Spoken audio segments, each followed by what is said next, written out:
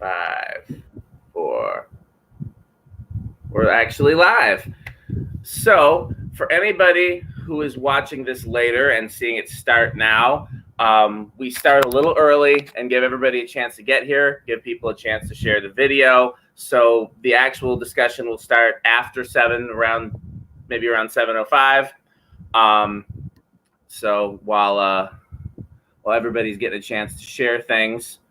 We started Jerry and I started the conversation. You know, normally I ask just a BS question just to take up some time. And we started talking about, I was asking her what she was drinking. It was just water. All you got over there is water, Jeria? Yep. You got anything to drink, Michael? No, but my wife was just so gracious as to bring me one of these. Wow, look at that. So when I do get something to drink, I'm going to take it on a maiden voyage. Oh, he's got the merch. Well, I've got the merch. I've been keeping the merch here, right? You know, when we take the sign down and stuff, we can definitely show the merch. Make sure you got any merch yet, Jeria? You got to order some merch. Yes, I have to order some. I'll order some. Got to support the brand. Yes. I always have way too many beverages because I get thirsty, and then I always end up having to pee halfway through the show. But this is my attempt at making iced coffee at home. And then I always have water, and then I always have 0-calorie flavored water. Why do you have so much? Environment? What'd you say? I didn't hear either one. I said you're killing the environment out here. All those bottles. You need to get a Brita. Number 2, why are you hydrating so much? What is taking so much out of you during this broadcast that you feel like you gotta have 3 beverages to hydrate and stuff? I'm always drinking a lot of fluids. You might need to get checked. That's a sign of type 2 diabetes. Nope, I've been checked. My blood work is good. What's up, Charles? Charles Hayes is here. You got sugar in your blood. You got high sugar. No, my sugar is okay. I'm in the habit of drinking a lot of fluids, but especially now. Go ahead, Michael. What are you gonna say? I'm just being facetious, man. But I mean, on the real, I went. I went along with the program, and when we got a Brita filter, and I haven't really looked back. Also, there's a lot of speculation on what's going on with that water, the bottled water. So I mean, I'm not going to be a conspiracy theorist and whatnot, but I'm like, anything packaged in plastic is going to have a toxic angle to it. So you may be doing yourself a favor, you may not, and that's the earth is dying, and I'm only 22. We don't need a bunch of water bottles laying around. So she's calling you old at 37. She is. She's calling me out. First of all, Michael is right. But there's no plastic bottles around here, though. Is that you leave these in the car, which I have the bad habit of doing, then chemicals from the plastic do seep into the water. They leak in, man. But also, somebody told me recently that it's better with the filter because your body needs minerals, right? And so, actually, the water in the bottles with the plastic, there's something in there. There's a reaction that happens when you drink it. It tries to kill the minerals that are in your body. It's like it's in direct diametric opposition to the goal you were trying to. Jeria, why are you smiling? I'm just laughing. All right. Jeria's seen the show, so she knows what she's in for. Oh, so she's like, she's just like on the show. He's just kind of going off on a tangent. I know I'm a cartoon character, Jeria. You can laugh at me. We have the actual cartoon of Michael somewhere, if I can find it. I'm sure my mouth is open in it. The ones that that Sarah drew that I love so much. Aquafina doesn't freeze. JT said Aquafina don't freeze. So there got to be something wrong with that.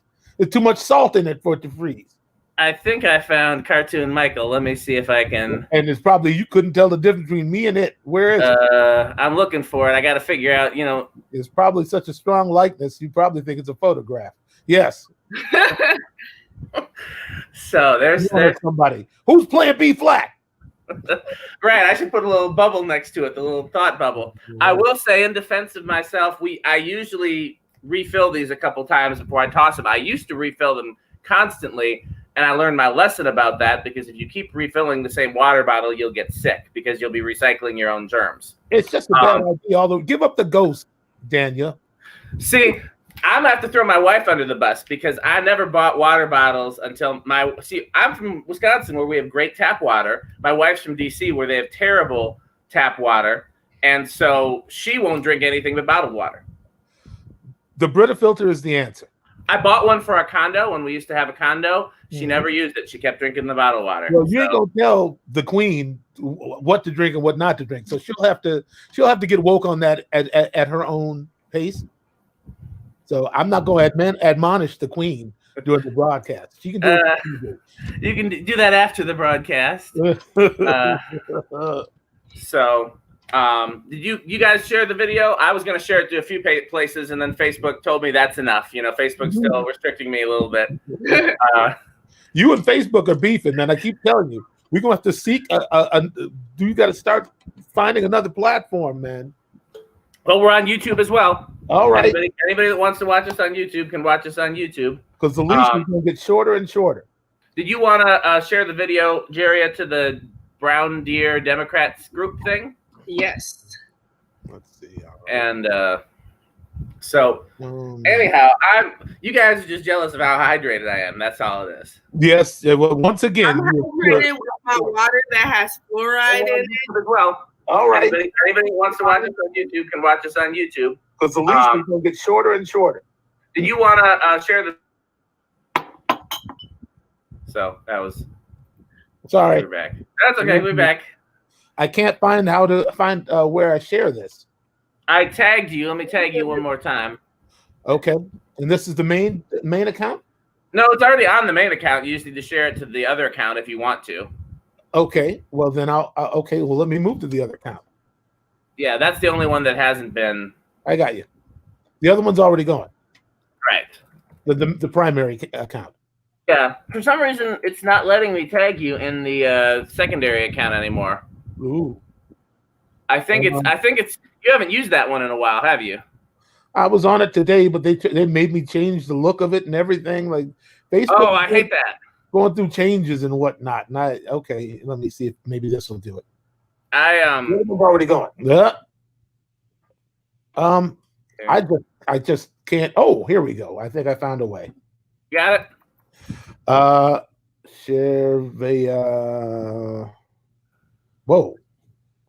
Here we go. It's letting me tag you. I'm about to tag you, and all right. Well, then the tag will just pop up.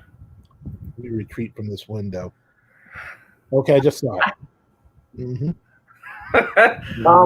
Whose comment is that? Because when people comment in the group, the name doesn't come through. Whoever it is, put your name, because that's funny. I want to give you credit for that.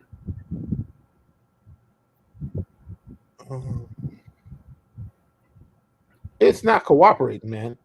Okay, well, if it isn't, we can move on. It's that's we got the. Hold on, I think I may have figured out what went wrong. Yeah. Share now public. There you go. Okay. Yeah, I had to switch the music politics over to my personal.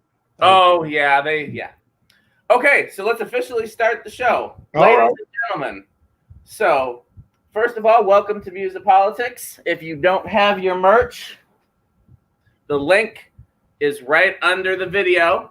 Make sure that you are also have liked and are following the Music Politics page. Join the Music Politics group, and I'm going to introduce the best co-host and best musician that I know other than Sonny Thompson, I guess I have to say technically on this show. Sonny's the best musician. Yeah, almost. Yeah. I would for my money anywhere. So. I would agree with that. But the best human musician that I know, let's say that, would be would be all the way over to my right, Mr. Michael Bland. Okay, and he hails from Madison, Wisconsin. Wearing that yellow, and what now? What is that? That's a washed out black back on that yellow. I think it's a little washed out. I think it's just supposed to be black. Okay, but you got to go back to the drawing board on that. I don't know. I mean, I think it's more the lighting. I think it's more the video lighting in my room than it is the actual. Because in person it looks pretty black. You've seen the here, just to show you on the Okay. On the white background, it's pretty clear. All right. Crazy over merch. Rocking that Hammond every Sunday. Anointed. Knows the hymns, knows all the hymns, the gospel hymns. Knows a few of those newer ones that I don't care for, but that's all right. Not scared of black folks.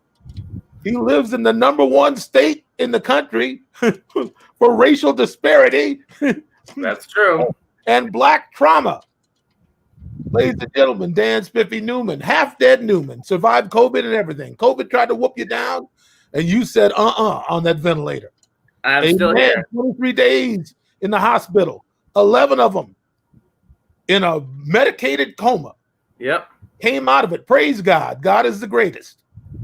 Dan Spiffy Newman, I'm happy you're still here. Man. And we're moving forward and doing things together. Please introduce these people to our illustrious guest. I am very excited about this guest because how early on when we started doing this, Michael, did I say, wouldn't it be great to talk to a campaign staffer from one of the major presidential campaigns? Yeah. So it was one of the first things we discussed talking about, and I have a friend who I won't name who's on the Sanders campaign and didn't want to be on the show, and I was looking, and it turns out there was somebody in my own backyard the whole time, because this young lady who has worked for, I think, now 2 or 3 different 2 different national presidential campaigns, as well as the Wisconsin DNC, and a whole bunch of other stuff that I put in her bio and forgot, and is still a baby. I don't know how she's managed to do all of this so far. We're going to definitely get into that. But found out she was in my own backyard the whole time, because not only was she here in Wisconsin, but she goes to my church. So going there, we said it was affirmative action. All right. Did you hear this? And it's funny because there's no other white people. Like in the church is what, like 1,000 members, and you turn around and it's just me. I don't know if he's still alive or not, but like it was an old white guy, like really old. Okay. That's my favorite story, Dan, is when you came back out the hospital. Did you hear that story, Jeria? Yeah. We hired another white boy to play Hammond in the church. No, that's the same one. He been sick. So, I was definitely the affirmative action hire there. So that's all right. That's all right. So before we get started about the serious topics, what that I didn't cover would you like to tell everybody about yourself? I just would like to emphasize that my thoughts are my own, and they do not reflect the DPW. They do not reflect Biden for president. They don't reflect any organization that I work for. My thoughts are my own, and so that's all I have to say. All right. So, Alyssa says the other white guy moved away. So, I mean, tying the light topic together with the serious topic, Milwaukee is, I think, considered to be it's definitely the most segregated city in the North. It might be the most segregated city in the whole country. Mm-hmm. And then my church is right smack in the middle of the hood, which, I mean, anyhow, but it's a very black area that my church is in. So there aren't a lot of white people in that area. All right. To necessarily, unless they're going to commute in from the suburbs. So, it's Kojic, right? Right. Well, white people Kojic? I guess a couple could be down south, maybe. So here's a little bit of. We'll go off on a little bit of a tangent. A little bit of Church of God in Christ history is Church of God in Christ was the first evangelical denomination. First Pentecostal denomination, and Bishop Mason, who founded the Church of God in Christ, was actually over, all of the Pentecostal churches at that time, and he was black, and some of the bishops that he was over were black, and some were white, and some the white bishops essentially broke off because they didn't want to submit to a black leader, and they went off to found the white Pentecostal denominations, which later became the Christian right. So that's how we ended up getting all the right-wing, denominations that are very, pro-segregation, pro-Trump, Jerry Falwell and all of that. It all basically came out of white people not wanting to serve a black leader in the Church of God in Christ. Well, it's laughable how crazy that is. First off, what do these white people think they're going to see if they get to heaven? They think they're going to have reserved seating or something? You know that meme that keeps going around about how who, Jesus? That name is going around, Daniel. No, the meme that keeps going around about like what do racists think heaven is going to be segregated? I honestly think racists think that only white people will be in heaven. Oh, like Ronald Reagan. Maybe, I don't know. That's basically Jesus to them. Yeah, like they get up there and Ronald Reagan ends up being God. Yeah, when I worked on the Hill, I used to give tours of the Capitol, and in the Rotunda, which is like the center of DC, there's a statue of Ronald Reagan, and one family told their kid, "Look at this. This is the last good thing to come out of California." What? I mean, I wish I could say that's the worst thing I've heard. It's far from it, but yeah, that's a whole topic we'll have to get into someday on the show, is just how detrimental Ronald Reagan actually was, and they still hold him up as a hero. And there's so much that's wrong with the U.S. today that we can trace back to him and his policy. Well, yeah, that kind of was in my memory, and I don't mind being the elder here. I'm 51 years old. So my memory of Reagan, it was like that was the real point where the war on the lower class and the minorities began. In my memory was when he got into office, a lot of the policies he was pushing for and that to make America great again, that was him in the first place, which led, ultimately to, the insane disparity in drug laws and punishment and just tanks going down, the street in DC and all of that, just picking a house and just bashing it down, under the pretense that, oh, we heard it was a drug den. We heard, that's where all that kind of started, that overt violence and clearly a war on the poverty stricken, a war on, essentially just a war on us, So that's how I call it, and that's my living impression of that particular time, So sorry, go ahead. Oh yeah, I appreciate, because you're a decade or so older than me. You have a memory of actually witnessing. But what I was going to say is the other thing too is the Reagan tax cuts were kind of like, I don't want to say the beginning of the end for the American economy, but like that's, I mean, a lot of the things when we talk about income disparity and poverty and everything like that, that's where that started. And then, every Republican leader that we've had since then has built upon it. Yes. But I mean, I don't know how well versed everybody is in here and how the tax rates were back pre-Reagan, pre-Nixon. But it used to be that I wish I knew the number. If you made more than, let's just say, $1 million back then, you were taxed at a 95% tax rate for everything over that $1 million. Regular tax rate below, but basically it was to try to avoid there being a millionaire class. And and I believe that getting rid of that started with Nixon, but Reagan was really the main one that championed that and trying to even out the tax rate so that, essentially poor people would pay a similar tax rate to, the wealthy. But before we get too far off, so here's what I want to know, Jeria.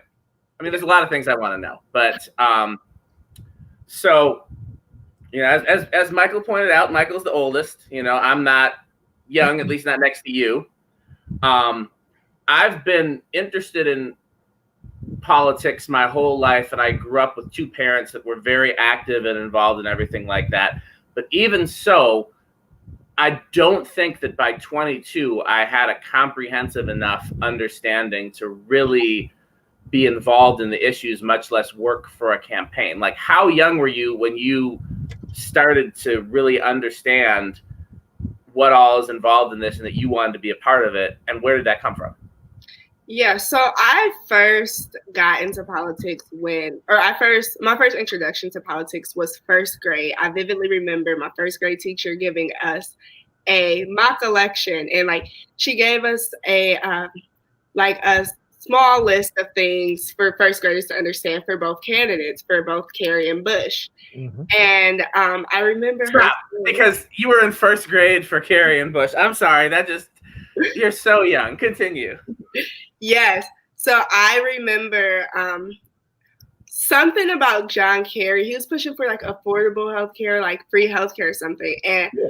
I was a sick kid. I went to the doctor all the time, and I'm like, oh, like it didn't process to me that you had to pay to go to the doctor. So I'm like, oh, you can go to the doctor for free. Voted for John Kerry in the election, and he won in my classroom, obviously not in real life.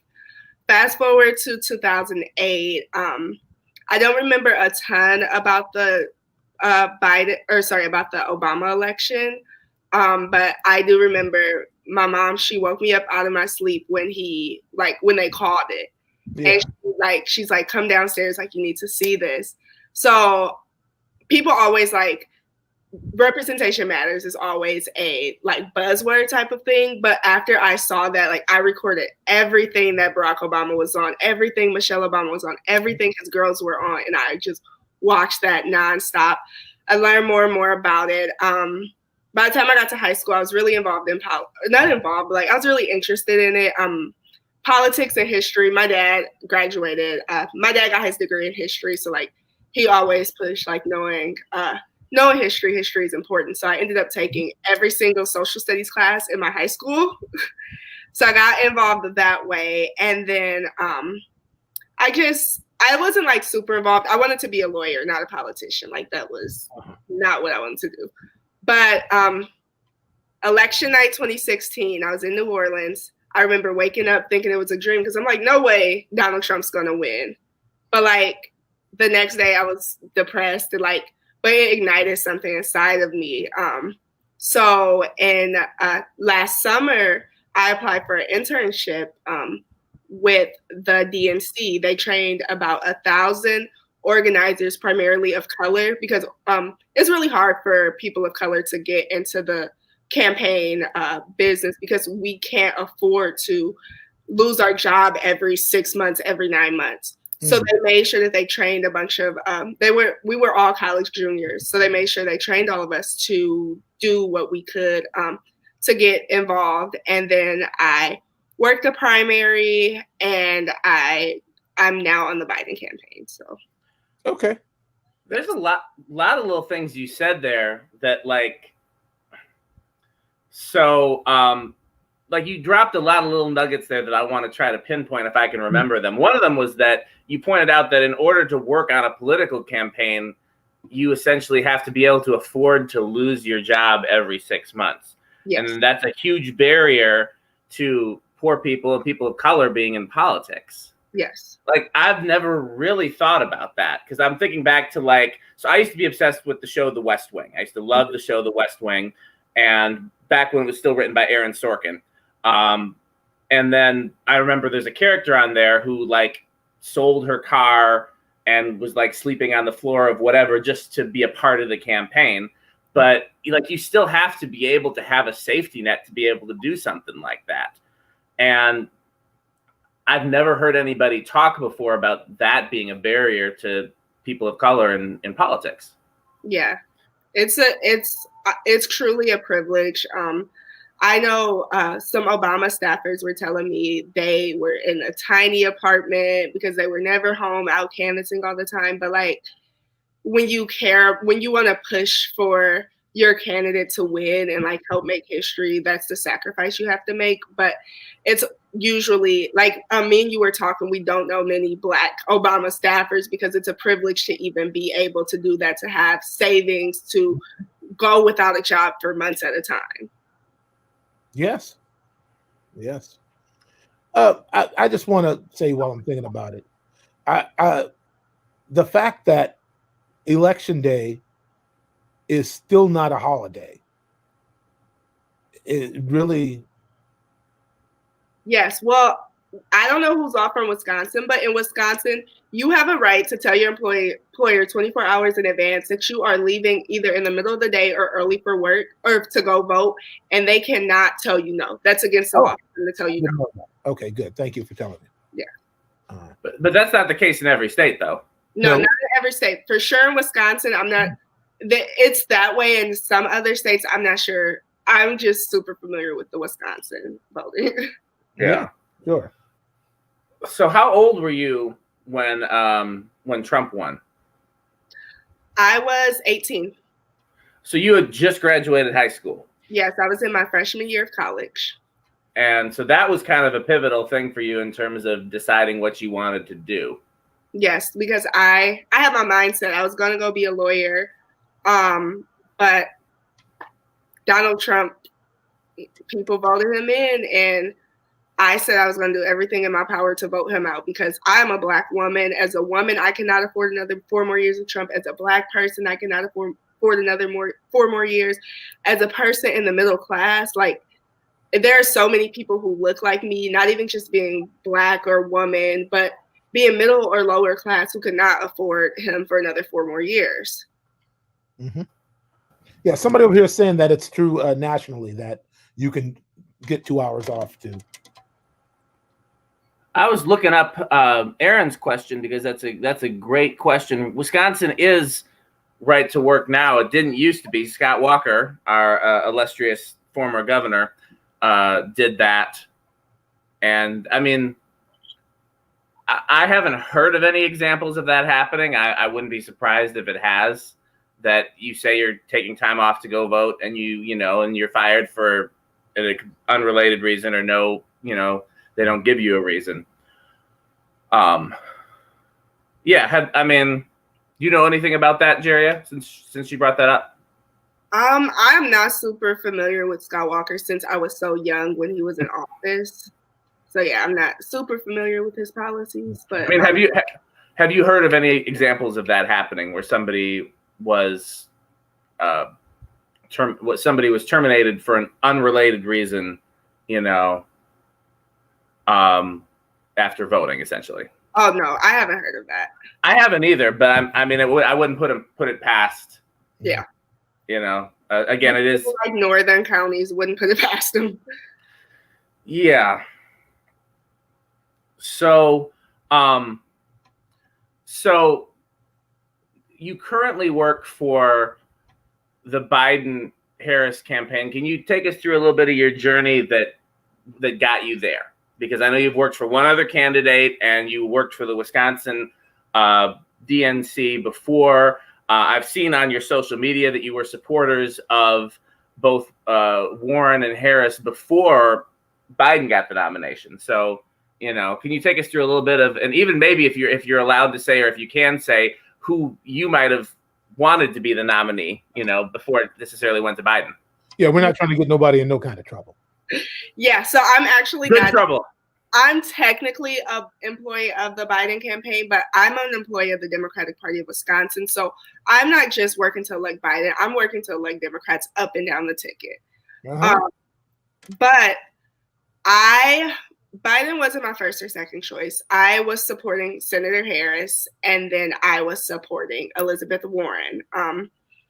And this is just like a backstory. I met Senator Harris when I was, I think it was October, November, and I told her about the internship I had this summer because all the candidates knew about it. I told them about the internship, and I told her that I said, hopefully I will work for you in the general election. And she corrected me. She looked me in my eyes and she said, no, you will work for me. Now I work for her. But yeah, so Senator Harris was my first choice. I worked for a independent expenditures campaign, which is like they have the same goal as us. They just can't work with the Democratic Party. So that was Wisconsin organizing together. It was just helping to build capacity for the general election. So we're talking to people, figuring out how people vote typically and things like that to build capacity. But also so then I finally, after my semester was over, I applied with the Democratic Party of Wisconsin and interviewed, got hired. And then after, I think it was June when Joe Biden like technically got enough delegates to win the nomination. Mm-hmm. So early on, you said your original pick was actually Harris, who ended up getting the VP nomination, as we know. Why was she your first choice for the nomination? I really loved her in the Senate. The way she makes white men cry all the time. The way she grills them. She's one of the most progressive members in the Senate. She's pushed for so many issues. She's actually only the second Black woman ever to be a senator, a U.S. senator, but she pushed for all these Black agendas. And I felt seen, I felt represented. Yes. Do you have any examples off the top of your head of some of you talked about the necessarily Black agenda that do you have any like bills off the top of your head? If you don't, it's okay. Yeah, making the lynching a federal crime was her bill. The criminal justice bill that passed maybe 2 years ago was also her bill. Also, this isn't technically the Black agenda, but like socioeconomics goes into this. That $600 a month that people were receiving on unemployment was her. Okay. Yes. I don't think I knew that. And that's been a very hot topic too, because there's a lot of people that have issue with that, which has been pretty ridiculous to me. Like, why? I think the people that have issue with it have probably never been on unemployment and don't understand that unemployment is not just being handed your regular wage and you're sitting at home. First of all, you're getting much less than your regular wage. And then second of all, there's certain milestones that you have to meet to even just remain on unemployment and so on and so forth. And the fact that so many people are unemployed due to the pandemic, that's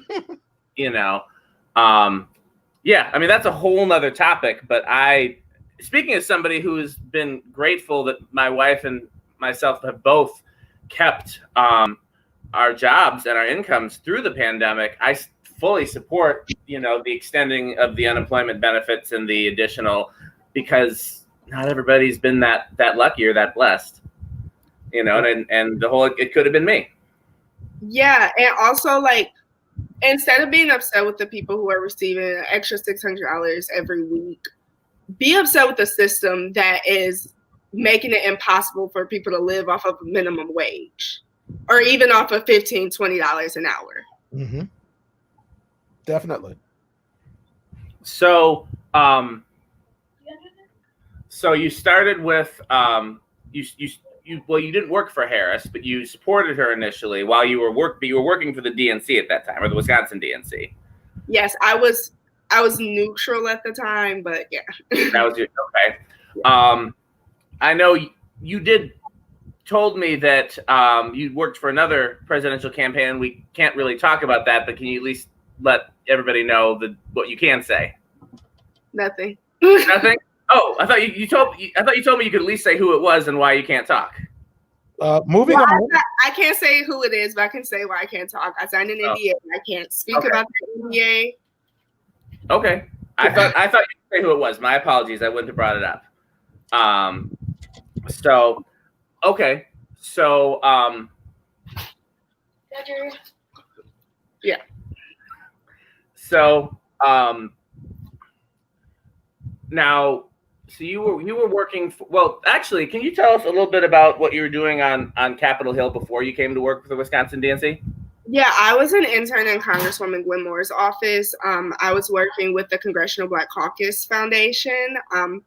They, again, being an intern on the Hill, usually unpaid, is a privilege that most Black and brown people don't get to experience because you can't afford. Our parents don't have savings accounts to allow us to live or allow us to have someplace to stay and to eat for 16 weeks on the Hill. Right. So the Congressional Black Caucus Foundation, they hire about 20-ish interns each semester to work in a member of the Congressional Black Caucus in one of their offices. So I worked with Congresswoman Gwen Moore. We were paid and we were housed, which was really nice. It was just like to get our foot in the door. I learned that I never want to work on Capitol Hill unless I'm an elected member. But I did a lot of cool networking with members of Congress. I was actually featured on Ayanna Pressley's Facebook page. she posted a picture of her glasses because a mom saw her with her glasses and was like, show pictures of your glasses. And so I posted a picture of my glasses and I was like, representation matters. So she sent me she took my picture and put it side by side with her. And she was like, girls who wear glasses get elected. Uh-huh. That's cute. Alyssa wants to know, or she probably already knows, but she wants you to talk about.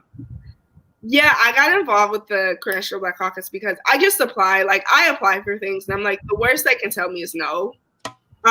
It's been proven women, especially Black women, tend to under apply for things they don't think that they're qualified for, while white men apply for things that they're extremely underqualified for. So I always just apply for things, and I'm like, worst they could say is no. Right. But they said yes, and I got it.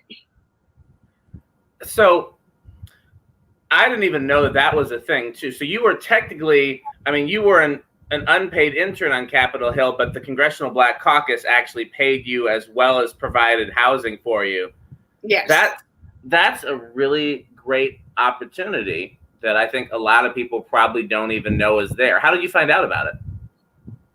Sometimes I just like search the web and like, hey, what can I get involved in? I am a busybody overachiever, so I'm like, I'm always looking for the next cool thing to get involved in. So that was literally something you found just searching the internet? Yes. Well, and I actually told my advisor at school, told me like, don't apply. You're not. My GPA was like a 3.2. It's like, your GPA isn't high enough. Don't apply. But when they like told us the rankings that we got, I was number 3. And everyone in my cohort, they either had graduated college, was in grad school. They were looking for jobs while I was there just like to explore what I wanted to do with my life. Sure. Like, it wasn't a safety net for me. Mm-hmm. So a 3.2 isn't considered high enough? I mean, I guess I'm trying to think back to the days of being in school. I guess 3.5 was kind of, but 3.2 still, that's a B plus average, isn't it? Mm-hmm. So that's pretty cutthroat, I guess. Yes. So yeah, there's just so much little stuff here that I didn't even know. Like, I had no idea that was even an opportunity that was out there. And I mean, I guess that's something that, like, do you know any people that are, but a few years ago that might be interested in that opportunity coming forward that you can tell about? Like, is it? Yeah. So I have about 2,000 Twitter followers, but like, I post often, like, hey, if you're interested in political science or political internships or legal internships, text me, give me a call, and I send them, because you are only strong as like the next woman with you. I believe in bringing up everybody with me, because if you are the only person in the room, that's not diversity, that's not inclusion, that's tokenism. Well, Aaron made a good point here that's something that, I don't know. I can't speak for anybody else. And again, me going to high school was back, 20 years ago almost. But maybe it was 20 years ago. But I found my guidance counselors in high school to be pretty useless. Yeah. Do you remember your guidance counselors in high school, Michael? Yeah, and they were always trying to tell me music and mathematics are on the same side of the brain. How come you don't excel more in them? I'm like, they may be. It's not. But my main sympathizer and protector during high school was my band teacher, my band director, Denny Malmberg. He watches sometime. I've seen him. Yeah, he was really the person who gave me, other than my father and my drum instructor, but Floyd Thompson, Denny Malmberg was the one I saw day to day. He's the one that really prepared me for a life in music, because he really believed that I had the talent and the potential. So once the other teachers realized that a lot of what they were trying to teach me while I was sleeping in their class, because I had only gotten home at 3:00 in the morning from the gig the night before, was like, this young man is preparing himself for something else. So it was weird. It was like the pressure just kind of let up, and they just let me be who I needed to be. Now, I don't know how good that was for the educational institution, but for me, I had already surrendered my life to music by the time I was 13 or 14. So I knew where I was going, successful or not. That was where I was headed. And I realized as I've gotten older and talked to people, and even my own stepdaughters, I've realized that a lot of people don't have that insight or foresight. They don't really know what they're going to do in the world. So I consider myself, blessed to have been, indoctrinated. It just all came. Once I said yes, every opportunity I needed opened for me. Certain things, and I think music is definitely one of them, and I think that being involved in political stuff the way that Jeria is the same thing. I wouldn't even say it's a calling. It's kind of like I don't know what to even call it. You have no choice. Like once you start investing in it, there's like, it doesn't matter what other opportunities there are or what else you're good at. This is the only path now. I don't know what to call it. It's certain, when you have a calling, you either answer it or you suffer. That's right. That's right. I think in a way, I am, after this election cycle,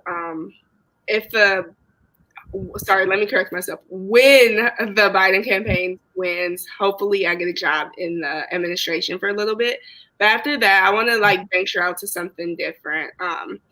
I probably want to get into communications or something different. Once you have anything more than a basic understanding of politics, it becomes stressful. It becomes miserable. It's just. I did want to ask you, when you said you were talking about working on Capitol Hill and you said you never want to do that again unless you were an elected official. Can you go into why? They are overworked. They're underpaid. The hours are long. I absolutely hate DC. I hate DC with a passion. They ask you what you do before they ask your name. Yeah, I just can't do it. Or not on the Hill. My wife's from DC. Yeah. So I don't know. On the one hand, I don't know how you hating DC is going to go over. On the other hand, the whole pretentiousness of asking what you do before. Yeah, that's very. I don't think Nia is going to feel some kind of way about it. I live in Minnesota. A whole bunch of people man, how can you do it? Yeah. So there's no need for her to take it personally. I believe she's more developed and mature as a human than that. There's my father-in-law, also from DC. So yeah, I mean, I've heard some of the horror stories about how little you make and how little you sleep. Although that sounds like any other passion career. Yeah, and it's also just a bunch of white, disrespectful men there. The amount of microaggressions I received. Ooh. There was someone in the office. The congresswoman asked me to ask him something. Or no, another person in the office asked me to ask him something. I went to go ask him. He told me to go away like I was a dog. So I repeated it to the congresswoman, and he said, go away. And I was like, yeah. She told me, so secret to working on the Hill, you get so much free food. So she told me to go to a certain office because they had a bunch of soul food from the CBC meeting. And I came back and he was very apologetic. But the way that he spoke to me, not even just him, but a lot of men on the Hill in general, the way that they spoke to me, and they spoke to me in ways they would never speak to another white man. Mm-hmm. And I imagine that if you didn't work for a Black female representative, that probably would have ended very differently. Yeah, definitely. Because a white man being disrespectful to you in the workplace, and both of your boss is a Black woman, is going to be a different kind of accountability than if you both worked for a white woman or a man. Yeah, and I was actually the only Black intern in the office as well. Well, the only intern of color in the office, period. So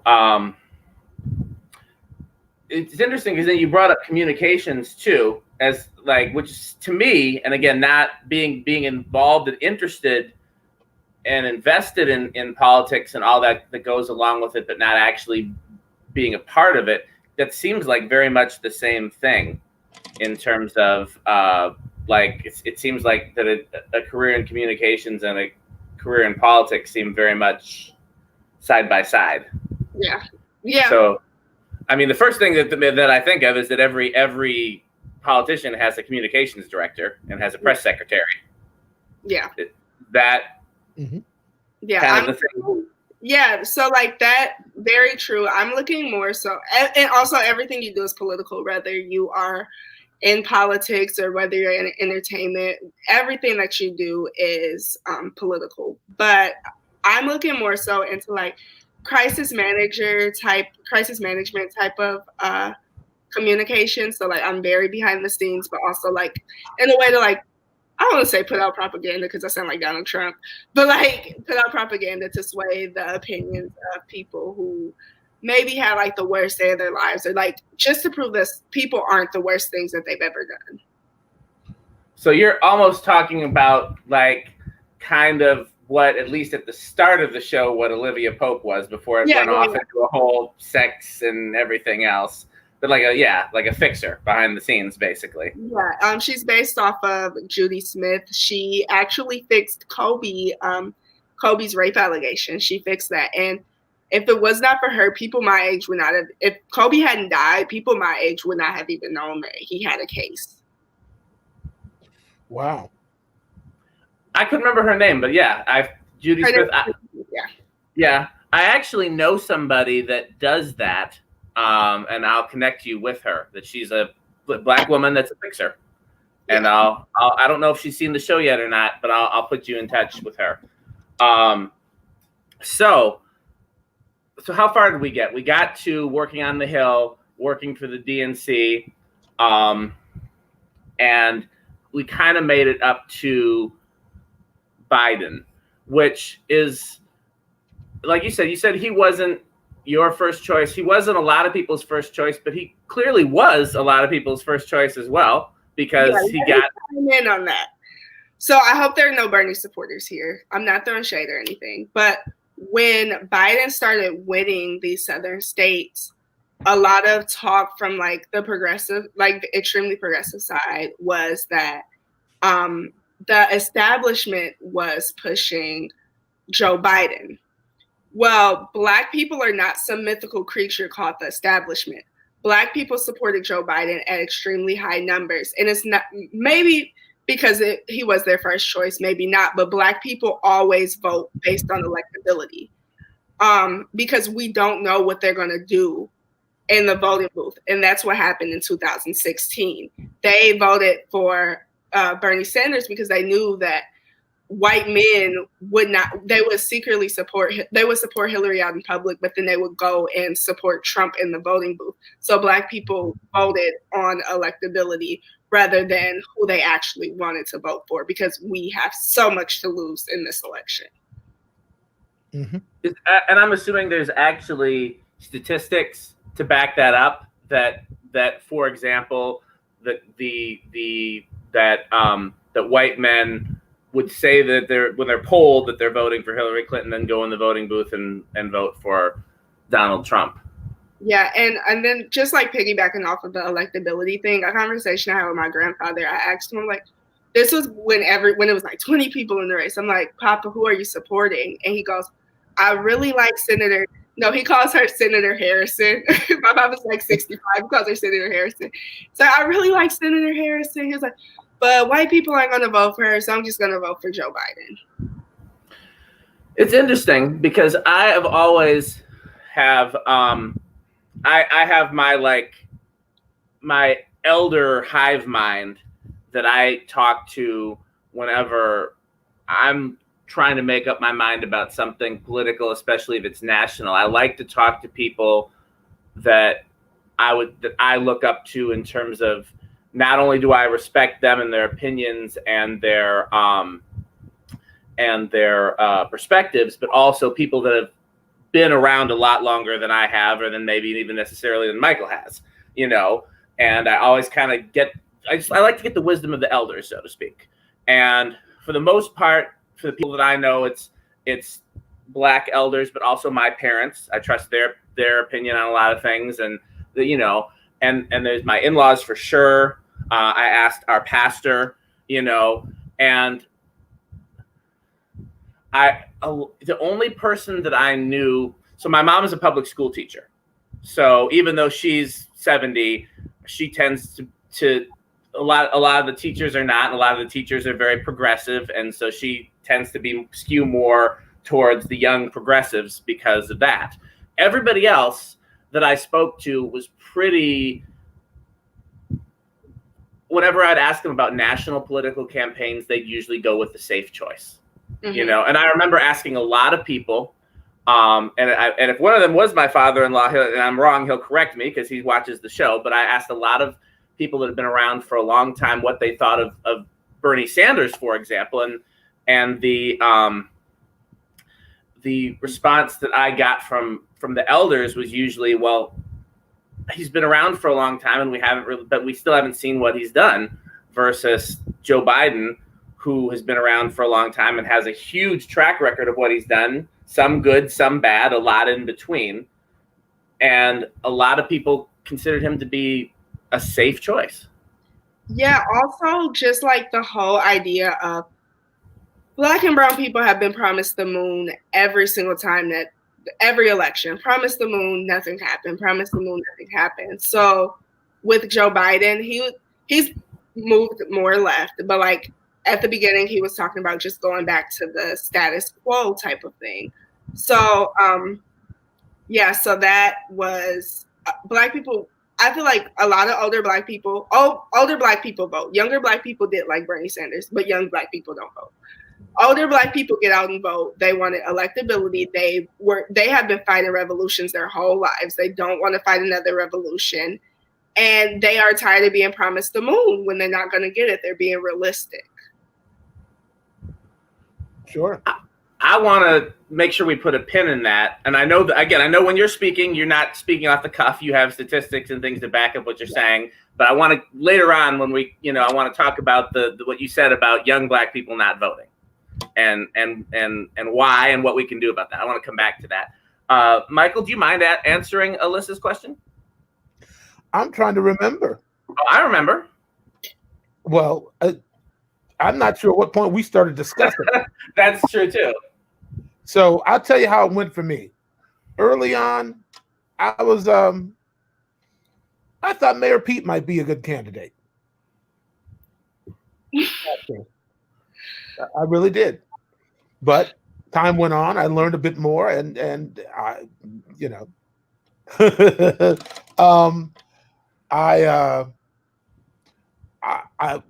Elizabeth Warren had my support for a little while.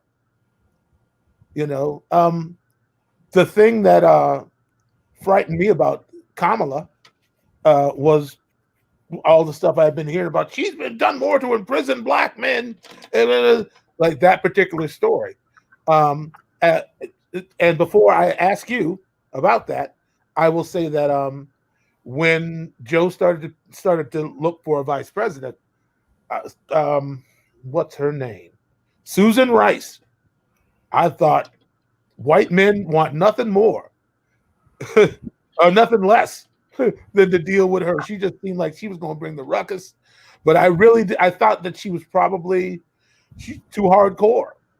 Like, I didn't expect her to get the nomination or to get to be chosen.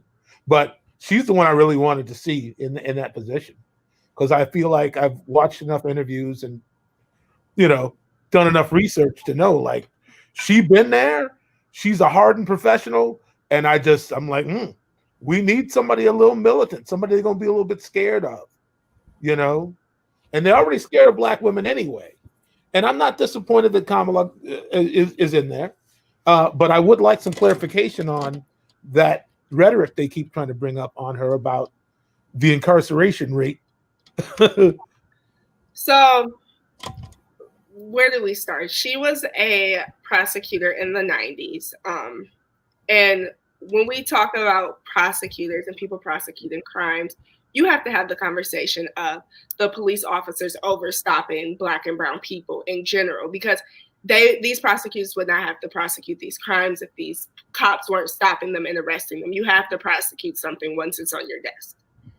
Also have to talk about how Kamala did not prosecute a lot of low-level crimes. So like her conviction rate was high, but she did throw out a lot of low-level crimes. And if there's a ton of research on it, most people who were stopped for marijuana crimes, as long as it wasn't like an extreme amount, got to go home.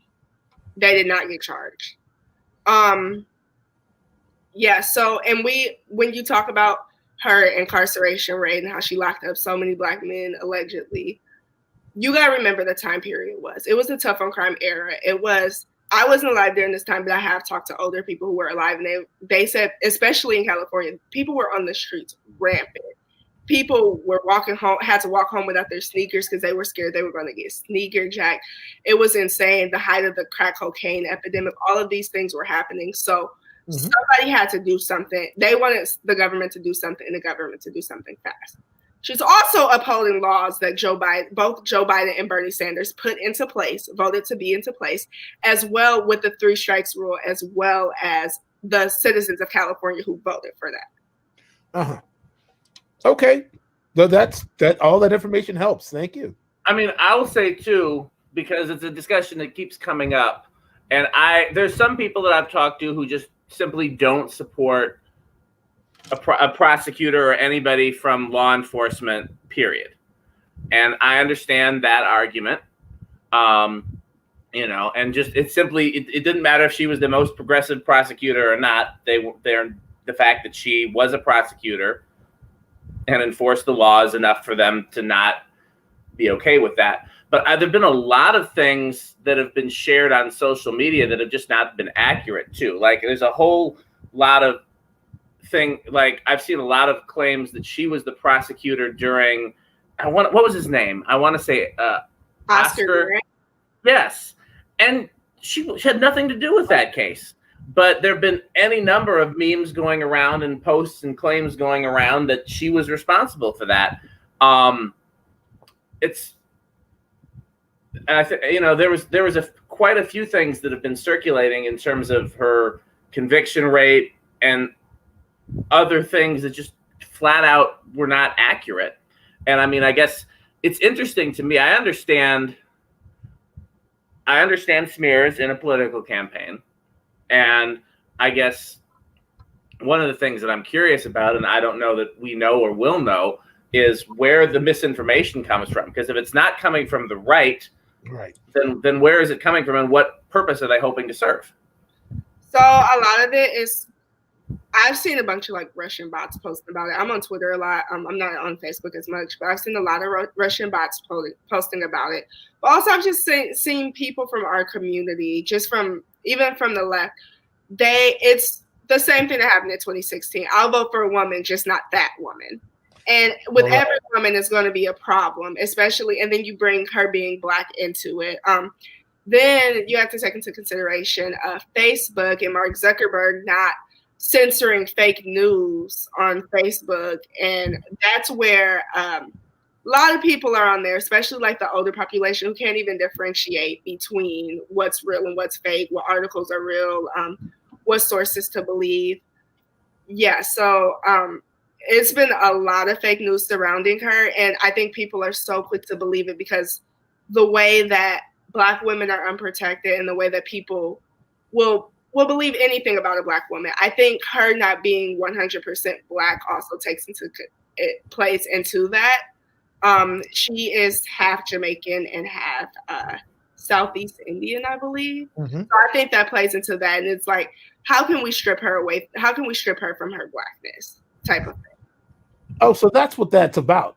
They're trying to make I get it now. I wondered for myself, I'm like, what difference does it make? She was born here, case closed. Why is this an issue? Also, the world sees her as a Black woman. She was in the second class in her elementary school to integrate. When you see her, you see a Black woman. So yeah, none of us are 100% Black. Also, there's been a bunch of fake news about how her great-great-great-grandfather was a slave owner. But guess what? Probably every Black person here's great-great-grandfather was a slave owner because they raped people. They raped 400 years, something had to have happened. You're gonna break the bloodline. Yeah. It's gonna happen because Massa couldn't help it. I'm just gonna sit over here looking uncomfortable. That's right. You look. That's what you're supposed to do. This is Black excellence and Dan. Right. So, I did want to, before I got too far away from it, I wanted to throw this comment up there and see if you had any input on that before I get too buried down in the comments. Sure. Voting on electability didn't work out last time. I don't think they voted on electability. I don't think a woman is quote unquote electable necessarily. I think Bernie Sanders was the safe choice in 2016. Mm-hmm. Absolutely. That's interesting. I never really gave that. The only issue I have with calling Bernie Sanders the safe choice is it's so easy just to yell socialism, and then now, he's lost a certain number of moderate support. Yeah, but he's a white man. There has never been a female president. There has never been a female vice president. Nancy Pelosi was the first female speaker of the House, and she's third in line. And she was the first female speaker in 2010, maybe? And she's been pretty well demonized herself. Yeah. They love to smear her. I've seen so many just blatantly untrue smears about Nancy Pelosi. Sure. That, but what disturbed me about the situation with Hillary was that a lot of young female voters were like, "Nah, we'll wait till somebody we can relate to comes along." Like they felt like they had they dragged their feet on it because they felt like, the chance will come again. Somebody who speaks for my generation will come, and I think they squandered that opportunity. Yeah. And she was the most qualified person to ever run for president. Love Barack Obama. More qualified than Barack Obama. Most qualified person to ever run. Hey. But again, I'll vote for a woman, just not that woman. Well, there it is. I think also, and again, as I'm the white, I'll be the white guy in the room speaking on it. But I think there was a certain element of I think it's, in some ways it's harder for women because if you're all the things that you need to do to be a leader, people see that as unlikable in a woman. They expect women to be soft and warm and cuddly. And then we expect leaders to be alpha and to be forceful and to be strong. And those expectations don't, I get why people saw Hillary Clinton as not, a warm, fuzzy, likable person, but I think she had leadership. I shouldn't say had. She's still around. She has leadership qualities. Well, yeah, but not only that, Dan. Why do other countries not have a problem with it? I think it's something it's something specific about the United States. Yes. Also, I'm tired of hearing this whole likable thing. She's not coming over for dinner. She's not going to be she's not coming to your party. She's supposed to run the country. Yeah. For that matter, neither is Barack. He got things to do. Yes, literally. So where does that leave us, Dan? I just threw a question up there. I'm sorry. I was. For-profit situation. I believe she has. I'm not 100% sure, but I think she'll address it again. Especially talking to black and brown communities. So here's my question for either the person that asked that question or for you. So when the person asking the question said, "Will Kamala address it?" Have I been saying it wrong this whole time? Her name is Kamala, like Kamala. I think I've been saying it wrong the whole time, and I think I might have accidentally corrected some other people. Why am I not surprised? That's white men for you. Hey, listen, brother.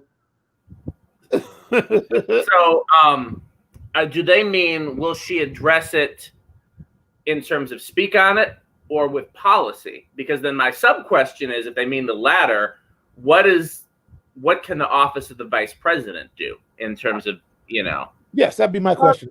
Yeah, so this is a very unique situation. Joe Biden is very likely going to be a one-term president. So we are, with his vice president, we're setting up a front runner for 2024. So she personally might not be able to address it or to talk about it, but she can push Joe Biden to create policy or to push the House and the Senate to create policies as well. Yeah, and that's the other advantage of getting Joe Biden into office. He does not seem like he's going to squander his workforce. He's going to listen to what people have to say and try not to mess things up, So she definitely will have his ear. I imagine Obama might be, say, Joe, whisper a couple of them. All right, then. You got it. So I feel like Joe can put together the cabinet of the century and let them work to their true potential. I'm going to come back to Maya's comment because Alyssa asked a great question. Joe Biden he'll be 79 when he assumes office. I don't know this for sure, but I'm sure 79, 83. I'm sure he's not going to want to run the country again at 83 for another 4 more years. Why? I mean, everybody in this election has been old as dirt. Bernie Sanders old as dirt, Joe Biden old as dirt, Donald Trump old as dirt. Why? Hillary Clinton old as dirt. Why do we have such an aversion to young people in political leadership? Well, it's always been a push away from younger people. Like, just becoming president, you have to be 35, which I kind of agree with because your frontal cortex should be completely developed. But that's just a good question. It's always been old white men running this country. But we've been seeing a big change in that, especially in Congress. We've had some of the youngest people ever to be elected, including Lauren Underwood, AOC, even Ayanna Pressley's pretty young. Ilhan Omar, we've had a lot of younger people pushing for it. So you just named a number of my favorites. Ayanna Pressley was who I wish would have been the vice presidential candidate once Joe Biden was nominated. I know there was no chance in hell for that happening, but I would have loved to have seen that. We love her. Yeah, I mean, do you think, and this is a complete tangent, but it's, do you think if there wasn't the age limit, do you think we would have seen AOC as a candidate this time around? I'm not sure about that. But I love the work she's doing in the House. I love how fierce she is, how unapologetic she is. But yeah, I'm not sure about. Have you had the opportunity to interact with her at all? I ran into her, actually. She's so short. She's like 5'1", 5'2", so short. And I'm 5'6". I had on heels and I was walking. And I ran into her and I was like I ran into her and I didn't realize. I'm like, sorry, excuse me. Then I look back, I'm like, I just ran into AOC. I think, what was I going to say? I lost my train of thought. Yeah, she is so aspirational, I think, I guess I should ask you, because you're a young, woman of color in politics. Is she somebody that, when you talk about the importance of representation, is she somebody that you look at in that way? Yeah, definitely her. Actually, just like majority of the female members of color, I look up to all of them. They are 50 or 100 years ago, they wouldn't have even been able to become members. So like for them to be there and for them to start making their mark, AOC pushing policies that people who have been in office for 20, 30 years would have never pushed for. It's aspirational. Mm-hmm. I mean, so why? I mean, she's considered to be super polarizing right now. Do you think, is it because she's young and I don't know if you use the word fierce or what word you use, that she's essentially fearless and very much always operates from a position of strength, or is it more about policy? I mean, why do you think she's so polarizing currently? I think it's just like kind of a mix. I absolutely love her. She pushes for policies that will make a lot of people in swing districts lose their seat. But I'm also a firm believer that if you are not willing to vote for something that will make you lose your seat, you shouldn't. And to protect your constituents or to help your constituents, you should not be in office. Mm-hmm. because I remember in 2010 when the ACA was passed, so many people lost their seats, but do you know how many lives that they saved while doing so?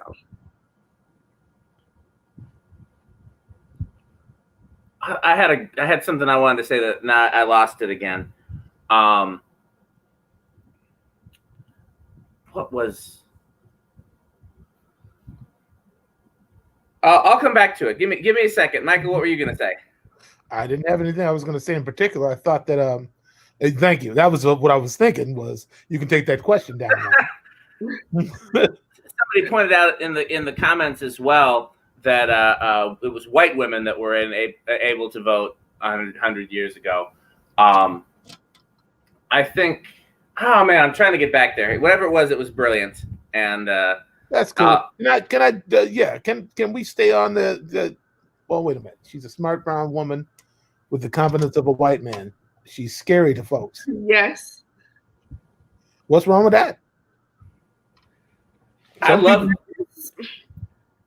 Go ahead. People being afraid of her is their problem. She lives in the dark blue district. She's not going to lose her seat. So people being scared of her is their issue. So here's my question. So when you worked on Capitol Hill, that was while she was already in office at that point, right? So you guys, okay. So the whole thing about this is what I had but forgot. The whole thing, I remember that. I don't want to blame the media because I hate when people make it, the media, this, and the media, that. But there was this story about how it was a battle between her and the establishment Democrats. As somebody who was actually working on Capitol Hill at that time, was that true, or is that just something that was kind of sensationalized for likes and clicks and stories? Well, can I say I don't? Well, if you would listen to Nancy Pelosi around that time, it seemed like it was real beef to me. I am not going to speak on that one, but calling them the squad and whatnot, and kind of. I think it was a bunch of clicks to clickbait and stuff to divide the party and look like the party was not unified.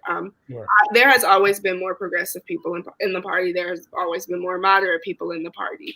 Mm-hmm. And I think people are trying to capitalize, again, the people say the media and media sways public opinion.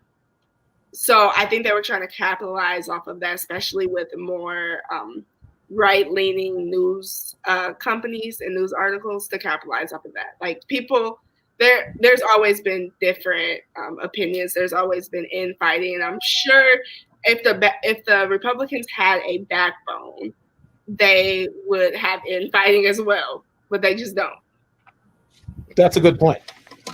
I think that at least from my perspective as being a guy, who's not firsthand involved in all this and who's just reading the stories and the tweets and whatever, what it really looks from my perspective is that all of the stories about it being this battle went away coincidentally after the honeymoon period was over, so to speak. It really seems like it was, I'm sure there was, and I know I can think of some cases where I can specifically AOC where the way that they handled certain press releases and things like that were not necessarily done with the same way that somebody's who's been in politics for decades would have done. She made some missteps at the beginning and probably did get reprimanded by, but that's going to happen. People, you have to give people the latitude and the room to grow. But also, and another thing that I really like about AOC is that she's pushing the status quo for what the Hill is supposed to be. Capitol Hill has, for a long time, it's been very hush hush. It's very pretentious. It's you have to be in a position of privilege and to be able to understand what's going on. And AOC has pushed the limits of that to make it understandable for everybody. Yes. What were you going to say, Michael? I just said yes to all that, Jeria. I've been ignoring the questions. Let me see. We got a question here. Do I see myself running for political office in the future? I am looking at running for a seat in Milwaukee. Not eligible to run until 2024. Yeah, I'm not eligible to run until 2024, but I'm looking into that. Possibly, after this election cycle, I'm completely drained of politics right now. But yeah. I would love to have the opportunity to represent my people, especially in a city where I was born and raised. Well, all right. Your people can use you, yes. Yeah. So I'm assuming the reason you can't until 2024 is because of how young you are? Yes. So let me ask you a question. So if you were older or there was no age limit, how far in advance would you normally, like, is the fact that we're 4 years off, is that a pretty good amount of time for that, or would it be sooner otherwise? I think, I'm not sure. Some people wake up one day and they're like, I want to run for office. White men like Beto loses elections and decides to run for office. So I just think it depends. As a Black woman, I know like my image has to be really clean. I have to like groom myself and like do specific work to ensure that I am prepared to run for office. Sure, because they're going to be scrutinizing everything about you. Yeah. And it's good that you know that at 22, because it's probably going to affect some of the decisions you make while you're not running for office, because you know that in this climate and in this country, anything you say and do can be used against you.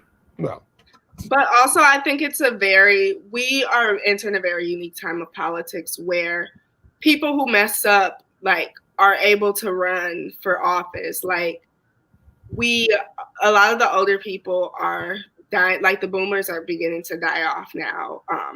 And that was an extremely conservative, just like socially all the way around, a conservative generation. So now we're entering a more liberated generation. So like people who have tattoos can run for office now. Like people like Ayanna Pressley, again, with her natural hair, or Lauren Underwood with their natural hair, could run for office when maybe 10, 15 years ago, especially Black women, had to have bone straight hair, like not a crinkle in your hair, to your knees. Like it's a very different time now.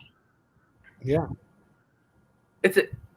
I'm trying to look up his name. There's a mayor somewhere in New England, and actually he's a friend of somebody that watches the show. So I'd actually reached out to see if he was interested in being a guest on the show, and I haven't heard back yet. I'm trying to think of his name. I want to say it's Alex something. He's a mayor somewhere in New England that's currently running for Congress. And he's gay. He's openly gay. And he got Me Too'd. And so they thought that was essentially going to torpedo his campaign. And then it kind of came out that the accusations were suspect or fraudulent or something like that. And it was considered, there was a bunch of big write-ups about it, that it was he was considered to be one of the first examples of like somebody essentially coming back from that. And you made me think of that when you're talking about how the landscape is changing in terms of being more forgiving, not just in terms of things that never should have been in the first place, like you gave the examples of natural hair and tattoos, but also, whether or not, and again, in that case, it doesn't sound like it actually was his misstep. It sounded like it was a political ploy. And I'm looking in my Facebook messages to try to find his name. Have either of you heard about? I haven't. I believe women all the time. I always believe women, and so if a woman said that he did it, until proven otherwise, I'm going to believe the women. Well, this is an interesting scenario because he's openly gay, so it was men.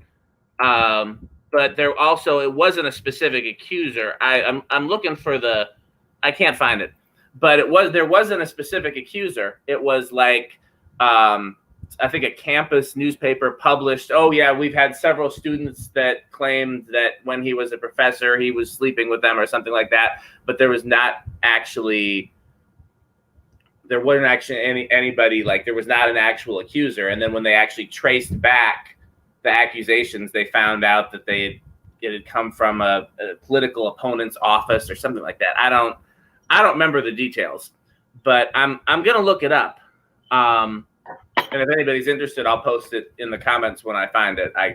But I think that is interesting. I mean, I'm definitely not saying, not to believe accusations, but I think it is interesting that you used the example of Kobe Bryant earlier in the show in terms of like the people can come back from accusations, whether they're guilty or not. We're giving people second chances, which is something that maybe we weren't doing. When it comes to Me Too cases and like sexual assault allegations and all that, white men have had second, third, fourth, fifth, sixth chances all the time. They've always had. They've always been able to come back from it. They've always swept it under the rug. Men in power in general. Clarence Thomas sexually harassed Anita Hill and is a Supreme Court justice. Kavanaugh raped someone, and they explained in grueling detail what happened, and he's a Supreme Court justice.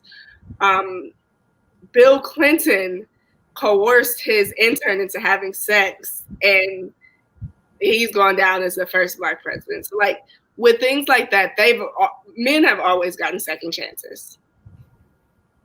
That's why I was upset that that they pressured Al Franken to roll out. I mean, even without like a fair trial or exculpatory, like he just kind of laid down because they're like, listen, you're part of the problem. You're not part of the solution at this point. You need to lay down for your party. And really, he was much more of an asset. I think they see that now. Do you remember that? Go ahead, Michael. I'm sorry. No, go ahead. I was asking Jeria if she remembers what happened with Al Franken. I can't remember how long ago that was, and if you're old enough to. No. So he was it's good point. You know what? I'm sorry. No, it's great. I mean, first of all, people watching probably are familiar. My wife and I have talked about the example of Al Franken many times. So he was first he was a comedian, well respected as a comedian. He was on Saturday Night Live for many years, and then decided to run for political office and was a senator from Minnesota. And then it came out, like in the height of all the Me Too stuff, there was a picture of him groping a woman during a comedy sketch on a USO tour, or something to that effect. And he was, and this was in the height of Me Too, and the Democrats were going real hard against the Republicans. So they were basically like, you got to resign. Like, we're not, we can't have double standards here. And so he did. He resigned right away. And the woman in the sketch was like a Republican campaign staffer or something like that. And it was essentially a comedy sketch that she had allegedly been, I don't want to say consented. That makes it sound. She agreed to it. Yeah, she agreed to the sketch, and it was part of the sketch, and but in the interest of not getting bogged down in this what could essentially be called a double standard, he just resigned. Yeah. And I squeezed him out.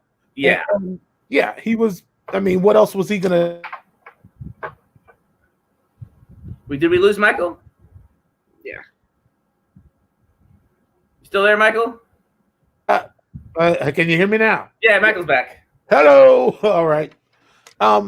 Yeah, I mean, I understand why he went with it. I mean, these were his peers. These women were like, listen, in case you don't know, now's the time for you to, to hit the door. And he went. I feel like he was so much more an asset. I saw what Erin Human said about she didn't feel bad for Al Franken. You want to put that remark up? Sure, I can put it up. Yeah, she didn't. Yeah, white men are overrepresented. Yeah, there's a lot of them, but there's a lot of them who have no conscience. And sometimes the only person a white man is going to listen to is another white man. So if you can get one who's not, who doesn't seem to be, one of those types, I think he can be. He has value. He's useful. I think also, Go ahead. Sorry. Sorry. Yeah, I mean, no, I see Jeria is about to say something. Go ahead, Jeria. I want to hear what she has to say. I just I obviously don't know all the details of what happened, but I personally have a close to zero tolerance policy for sexual harassment, sexual assault, inappropriate touching, and for the Democrats to squeeze him out, they are standing for the women in the party and the women in this country. Yes. Okay. Mm-hmm. I don't disagree. Yeah, I mean, everybody deserves a trial. You know. You sound like white people when cops shoot people. Really? Yeah. That's not the impression I get. Same exact talking points all the time. Very similar. Yeah. She about to revoke my NAACP card. I think so. What you're saying is the whole "let's wait till all the facts come in." Is that what you're talking about? Like that kind of? I get what she's saying. I didn't see it that way, but I am white people, so. Well, yeah, but I'm not. So I have to re-examine the way my mind works surrounding the issue. I'm not afraid to open my mind and accept new information or change my viewpoint. So, well, yeah, I hear what you're saying. That's interesting segue to what's going on in Wisconsin right now. I think, I do want to get back to some of the, things about the campaign and voting and stuff like that. But I think we'd be remiss if we didn't talk about what's going on in Wisconsin right now, both in terms of the top, general kind of topics we cover on the show, as well as Jerry and I both being. Were you born in Wisconsin? Milwaukee, born and raised. So we're both born and raised in Wisconsin. So you want to, for anybody who's been sleeping under a rock for the past 2 days, you want to give kind of a rundown of what happened, Jeria? Essentially, a person, what is his name? Last name Blake. Jacob Blake was doing what people want. We want community policing. So he's breaking up a fight. Police were called. He was walking to his car. They were holding him by his shirt, and he was shot. I did not see the video. I refused to watch the video. So this is what I heard on social media. They shot him in point blank range. He is not dead. Last I heard, he was in critical condition and paralyzed from the waist down. His kids were in the car. Things like that. So I heard that the fight he was breaking up was between two white women. Do you know if that's true or not? Not positive on any of that. So obviously, black man and I believe white cops. I'm not sure about that either. And he was shot in the back. And he was 7 times. He was breaking up a fight between two women. And the police were called on, I believe, on the fight, not on him. I'm not positive, but makes sense. I'm not sure either. And then when the police came, I don't know the details. I know he was running away, and he was shot in the back as he was running away. And basically, I mean, I live in Madison, work in Milwaukee. She lives in Milwaukee, works in Milwaukee. Well, do you work in Milwaukee or do you work? I work in Milwaukee, North Milwaukee. So, and pretty much both of our cities are upside down right now with people protesting and rioting. And have you been out in it at all yet? I know you just got back into Wisconsin. No, I'll probably go out tomorrow. Wait a minute. What? Didn't somebody get lit on fire last month? When was that? A person was burned to death, weren't they? Nobody heard about that? That was in Milwaukee. That was somewhere else. I know what you're talking about. That wasn't the police. That was here in Madison, in like maybe a couple miles from where I live. A black or biracial woman, depending on how she would identify or people would identify her. She was half black, half white. Was in her car at a stoplight, and some people, white people, pulled up next to her and threw, I think, lighter fluid into her car, and I don't know if it was a match or a lighter or what, but essentially set her on fire, and she ended up going. I think she went to the hospital. And was so pretty. She may have survived that then. She survived it. She was pretty. Okay. She was pretty badly burned, but she was well enough to drive herself. That much I know. I think she might have even gone home first. Okay. And then her mother or grandmother, whoever, was like, "No, you have to go to the hospital." No, she didn't die. Okay. Let me see if I can find. Yeah, we haven't heard anything else about that. Okay. Let's see. Her name is Althea Bernstein, and yeah, her face was pretty badly burned, 2nd and 3rd degree burns, and requires ongoing medical treatment. All right. And it doesn't look like they ever found out who it was. Great. I assume that's sarcasm. They can find everything else. They can be at protest and find a T-shirt and find who bought the T-shirt, Exactly. find who was at the protest, but you can't find who set a Black woman on fire. I was about to say Tupac and Biggie. Don't tell me. Do you even know who those people are, Jeria? They can find I'm not that young. You are that young, but okay. Baby. So, yeah, no, that was on a street that I drive to whenever I need to go downtown. That's insanity to me. How?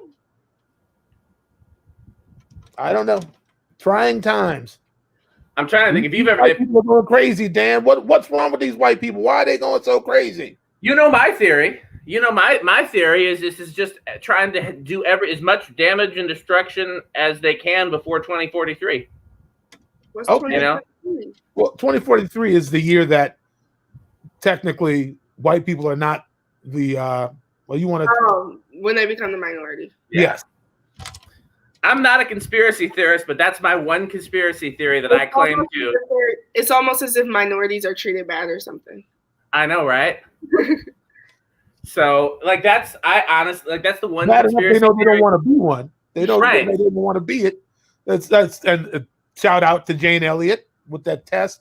Are you familiar with the test? Jane Elliott is also extremely problematic. She talks about how there's one race, the human race. Yes, racism is a social construct. Yes, race is a social construct, but it's very real right now. People are very much feeling the effects of it. She's a little problematic to me, but okay. Well, do you mind saying how come? No, she goes on this whole tangent about there's only one race, which is the human race. But you're saying that while I'm feeling the effects of racism. Sure. Race definitely is a social construct. I understand that 100%. But negating the fact that much of my identity lies within my Blackness and my race at this point, you can't go around saying that. But I get what she was trying to say. It's just a little problematic. My understanding was. Sorry, I did not mean to interrupt you. No problem. I thought that because I've also seen her say that she is a descendant of a Black woman. And I'm a descendant of a white man. No, I'm just meaning everybody comes from Africa. So I thought that was also a part of her theory that there is no racism. We all come from the same place. So y'all need to just kind of cut it out. But I do agree with you. It's one thing to look at it from a vantage point, and it's another thing to be living with it. So, yes, I feel you. I mean, I was Googling to see because I had not seen her say that in those words, and I think I get what you're saying though, because she does talk about race being a social construct and not actually being. I mean, race doesn't exist scientifically, so I understand that argument. Yeah, but it's not constructive. It don't help nobody. Yeah, it's not. It doesn't involve obtaining a level of clarity for the masses to the point where they just go, "Oh, well, all right, let's not burn her in her car."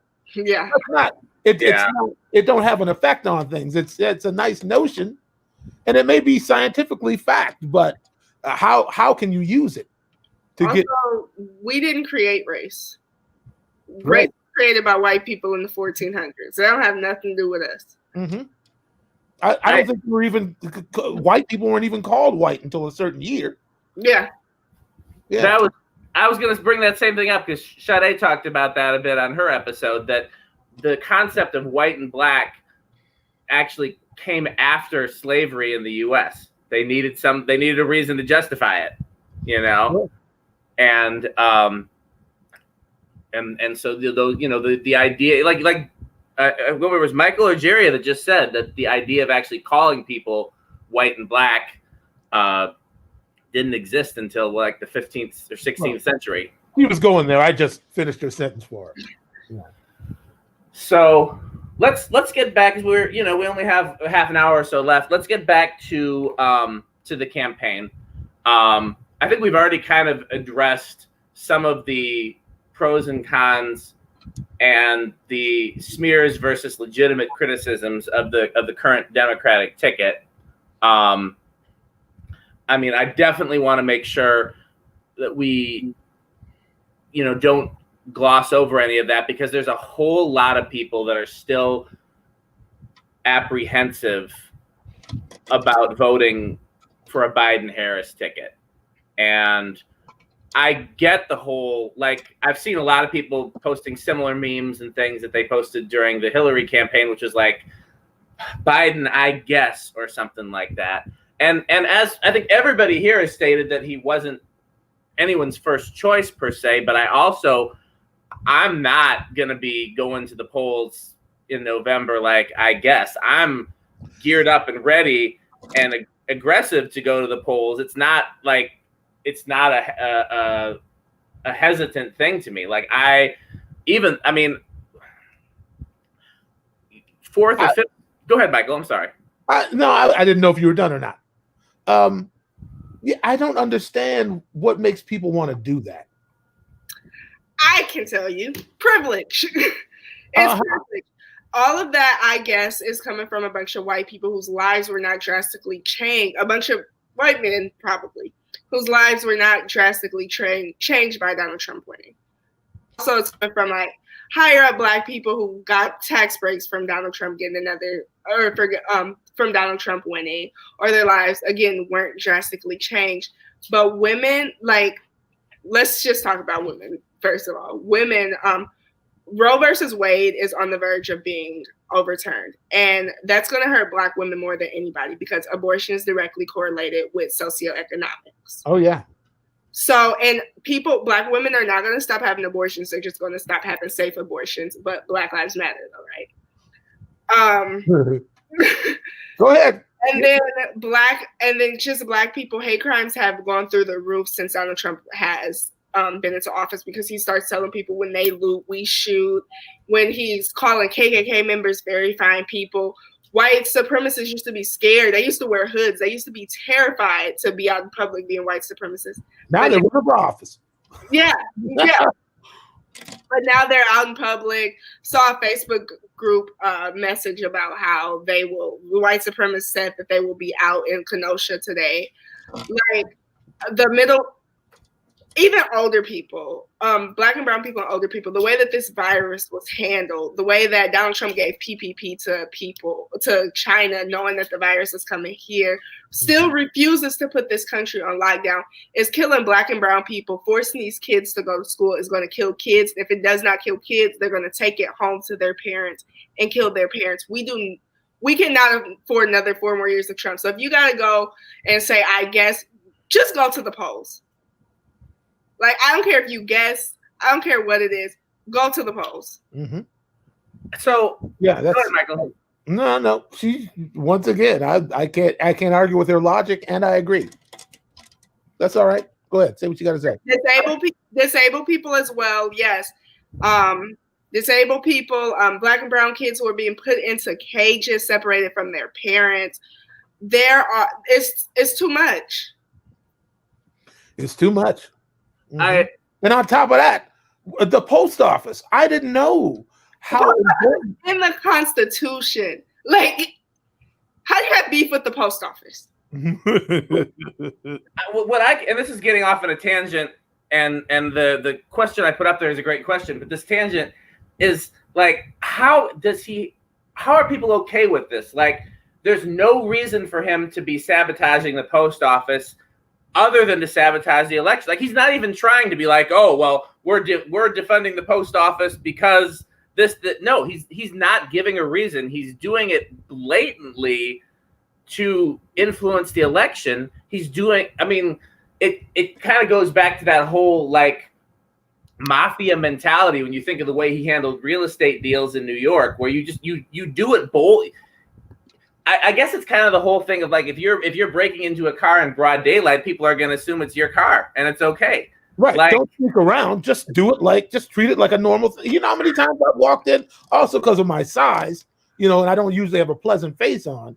But I walk around like I know where I'm going. Nobody ever asked me for my credentials. On Soul Asylum gigs, they give them to me, and I put them in my pocket. Janine says, "Here goes your laminate," and I go, "All right," and I stick it in my pocket. And when it comes time to go to the stage, ain't nobody standing in my way because I look like I know what I'm going to do. I look like I belong. So I guess if you were a real estate agent in a former life in the president's office, I guess you just do what comes natural to you. You just bully your way. You did not. I'll make it so. Who's gonna stop me? I can't believe more people aren't outraged about this. He's destroying the post office just to win an election. He's not trying to hide it, and people don't care. I didn't realize how much of a public resource the post office was until I realized how many people get that. I mean, my wife used to work for Express Scripts, so she's like, how many old people with disease, they get their medication through the mail, old people, disabled people, so them, getting your insulin, 6 weeks later or whatever. That's crazy. Even down to people in prison, how they communicate with their families. Right. Mm-hmm. Like it's a real war on us. And I know a lot of people have made the argument that without the post office, just use FedEx or UPS. But speaking as somebody who does, go ahead, Michael.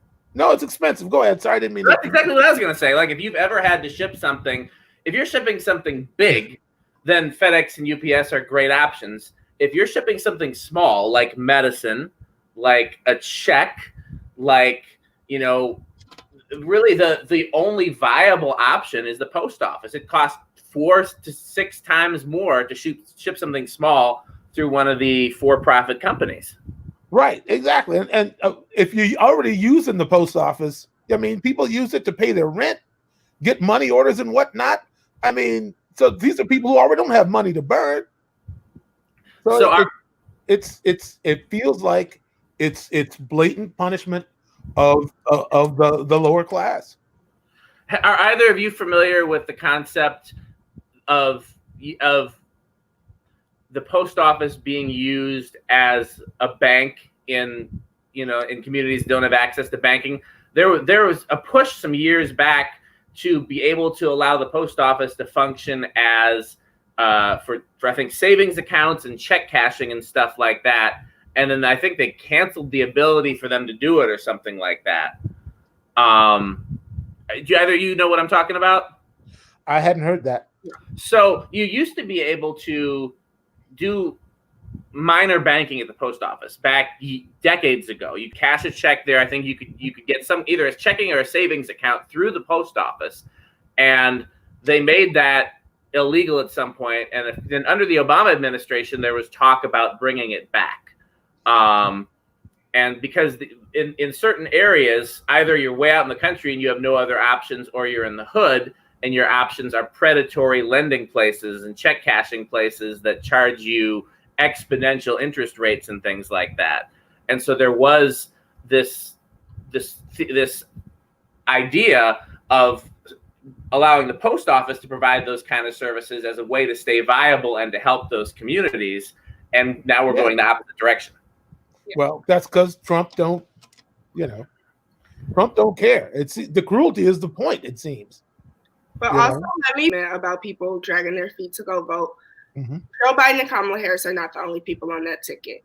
You need to elect Democrats up and down the ticket, because Democrats down the ticket help you more on a personal level. People think that their lives are supposed to drastically change by policies that the president puts in, but your mayor matters, your city councilman matters, your state electeds matter. So vote down the ticket. If you don't like Joe Biden and Kamala Harris, get excited about somebody else down the ticket and push for them to win. Yeah, put them in a position to get involved. Can I ask you this question too? Yeah.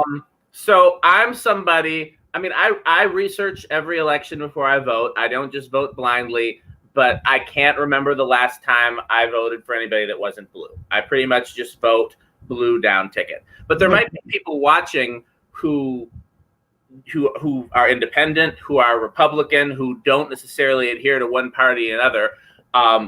Why would you encourage people, with or without, educating themselves on the candidates? Why would you encourage people to vote blue? Well, let me ask y'all a question. Has there ever been a time in history when progressives were on the wrong side of history? Not Democrats or Republicans, but progressives. So I think it's important to point out in what you're asking that there was a time when the Republican Party was the progressive party. Yeah, and then they switched platforms in the 60s. Mm-hmm. That Republicans love that talking point about how they freed the slaves. Like, okay, well, y'all are racist now. So. They don't want to mention the pressure that Lincoln was under at the time, and that it was not a benevolent move on his part. He had to, more or less. Yeah. But has there ever been a point when progressives were on the wrong side of history? I'll just go wild with it and say no. The progressives pushing forward has always been the place to be. Exactly. So I push for that. I know for sure in Wisconsin, all the Democrats are pushing just for people to have basic human rights, being able to feed their families, livable wage, students not going into debt to be able to push ahead. Yes. I just think, and a lot of people, I just think vote for maybe in local elections, like third parties are able to win. Like, do what you do, but don't just think about yourself when you vote. Think about everybody around you, because voting, I know people always vote in their best self-interest, but vote for marginalized communities, for people who are not allowed to vote. Care about somebody else's circumstances for a hot minute. Yeah. It's not that hard to do. Yeah.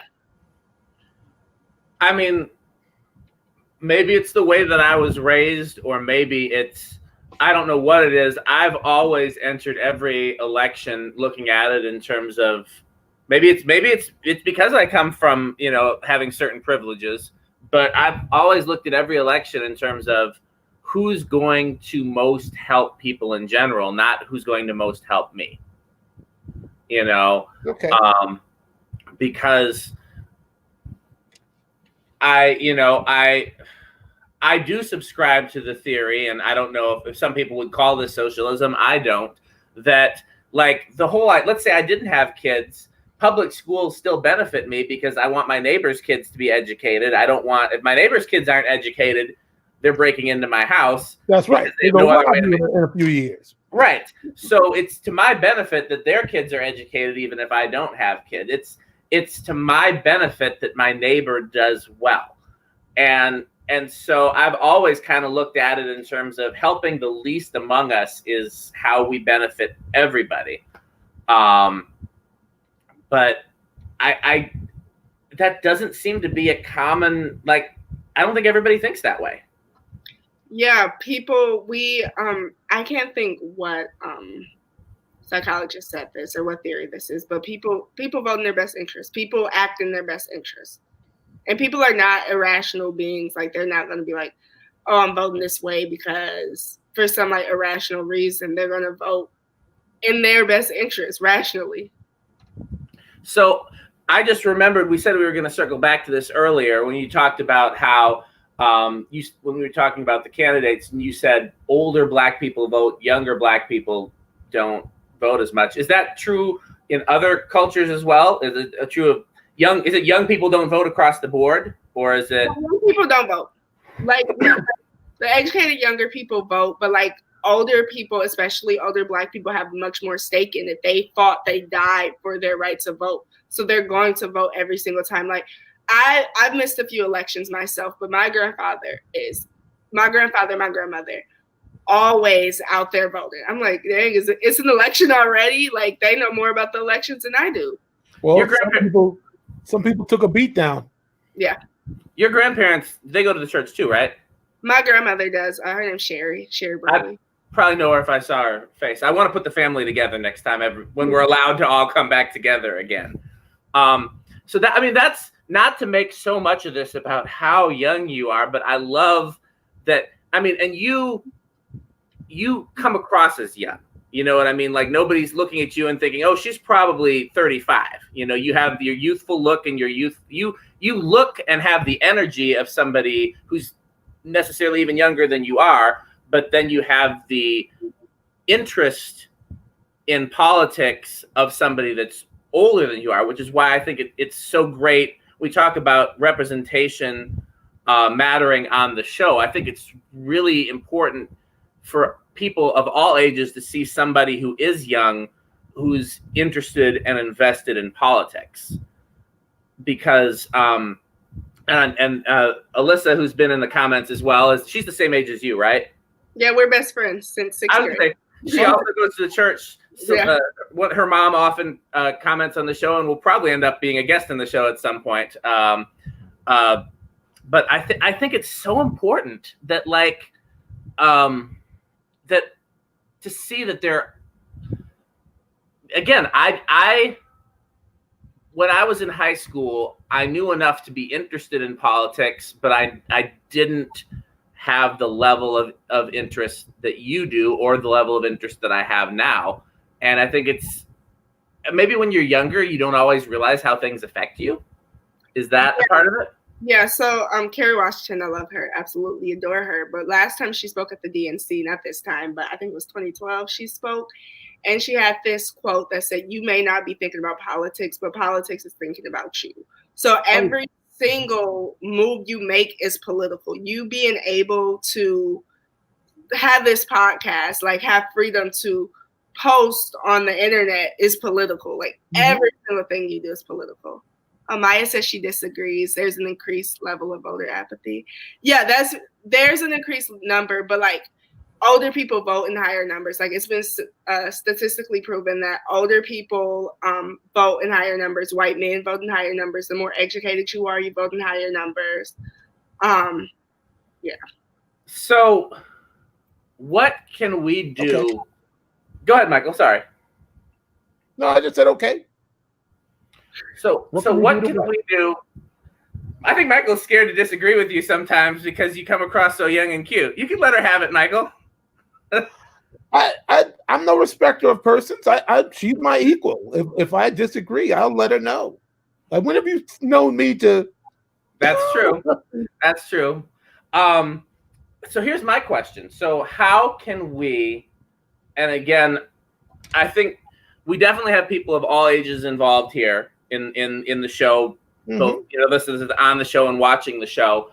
But I don't think our demographic skews young per se. So let's just assume that the average age of somebody watching the show is 35, 40, something, What can we do as people that are not in that young demographic? What can we do to encourage young people to vote?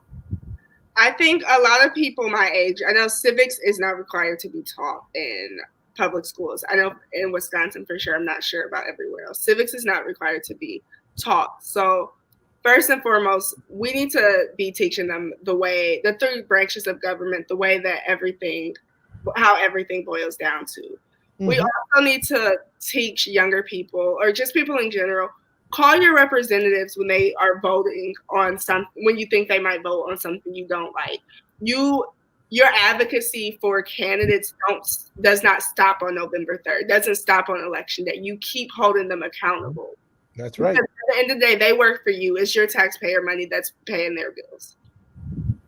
And I just think research your candidates. For Wisconsin people, again, I'm not sure about everyone else. I don't know what website it is for everyone else, but go to myvote.wi.gov and you can see your ballot about 2 or 3 months before election day. Research your candidates. If you don't like who is representing you in the general election, get out and vote in the primary. Go support somebody in the primary. Make calls for the people in the primary. Knock doors for the people in the primary. And you can push for the candidate that you want to win. One of the things that I've always said, and you guys, either of you can correct me if I'm wrong, but I've always said to people to vote your principles in the primary and then vote your conscience in the general. Because in the primary, you have the opportunity to really advocate for a candidate that you really line up with, whether they're an independent, or you may have many Democrats on the ballot, obviously, or you know, and in Wisconsin, we generally have a closed primary, so you have to stick with the party. But like, you know, everybody who's so upset about Biden and Harris being the choices, did you vote in the primary? Who did you vote for in the primary? You know? Let me just piggyback off of that. It's not enough to just go vote. It's if you really want your candidate to win, go volunteer, go knock a packet, go do a phone banking shift, text people. Like, there are so many opportunities to get involved to push your candidate's agenda in the primary. The other thing, I think we kind of touched on it, but we kind of glossed over it as well, is what can we do to help, as the cliche goes, to get out the vote or to rock the vote? Or is that pretty much what, like, phone banks and canvassing and So as of now, we are virtual until November, but we are making not until November, I think till September, mid-September. As of now, we're not sure if that's going to get pushed back due to the virus. We don't know, but phone bank. There are ample opportunities to phone bank, text bank. If you want to get involved with the DNC here in Wisconsin in general, text cheese to 3033. Of course it's cheese. So I think oh, by the way, in response to Brandy's comment, no, I don't think that, I don't remember being taught in high school much of anything about the way the current government worked. We were required to take history, but history was almost always pretty abstract, and it did not give us a firm grasp of how the things that we were learning about in history related to what was going on today. You didn't have civics? I took AP government, but I also went to a suburban school. So and then if you think about it, people who were in NPS schools, who they have like all these behavioral issues, all these very low funded schools from books from 20 years ago, like, how much are they really being taught, and how in depth are they actually going? So I remember in my high school, the only history course, you were required to take X number of history courses, but the only one that was required was 9th grade history, which was pretty general. And I don't remember it being anything specifically that would help me understand. I don't want to say anything too bad about it, because my 9th grade history teacher actually watches the show sometimes. But then after that, everything was elective. And I don't know why in 10th grade, I took Great Britain as my elective. I have no idea why I picked that. I just thought maybe it would be interesting. It was not. And then for 11th grade, my elective, I took Africa, which actually the same teacher that taught 9th grade history taught my Africa class, which was a really great class. And we read Things Fall Apart, and, you know, but I don't remember taking a class in high school that really, and it's funny because when I get in these discussions with people on social media, it seems like most people don't have an understanding of how the government works in the most basic form. Like, I was in a discussion with somebody earlier today who was claiming that if Biden and Harris are elected, it's going to be made illegal for churches not to marry gay people, and if you refuse to marry gay people, it'll be a hate crime. And then he went off on this rant about how Obama did that. And I'm like, well, you do realize that technically it was the Supreme Court that ruled gay marriage or marriage equality constitutional, not the Obama administration. And that went completely, like, they did not understand the 3 branches of government. Yeah, let me actually just piggyback off of that when talking about the importance of voting. Ruth Bader Ginsburg is on her deathbed every other day, and the President of the United States gets to nominate the Supreme Court justice. Yeah. If Ruth Bader Ginsburg dies and Donald Trump is president again, he is able to nominate somebody, and they have lifetime appointments on the Supreme Court, which Roe versus Wade could be overturned. I know they overturned the 90 or what was it, the 64 Voting Rights Act. They have the power to do that. So you're like, I guess Biden, but a lifetime appointment from Biden will be 1,000,000 times better than a lifetime appointment from Trump. Yeah. Yeah. Can you talk a little bit about why Ruth Bader Ginsburg is such a asset? Because people may not. So we have a conservative majority on the court already. I believe it's 5-4. I want to say it's 5-4 conservative majority right now. If Ruth Bader Ginsburg dies and Donald Trump appoints someone else, that is a 6-3. They'll have a 6-3 majority. And yeah, 6-3, and most of them are not on their deathbeds. That is going to be a disaster. How many has Trump appointed so far? 2, right? 2. It was Kavanaugh, and I'm blanking on the name of the person that was appointed right after he was the Supreme Court class, and I cannot think of his name.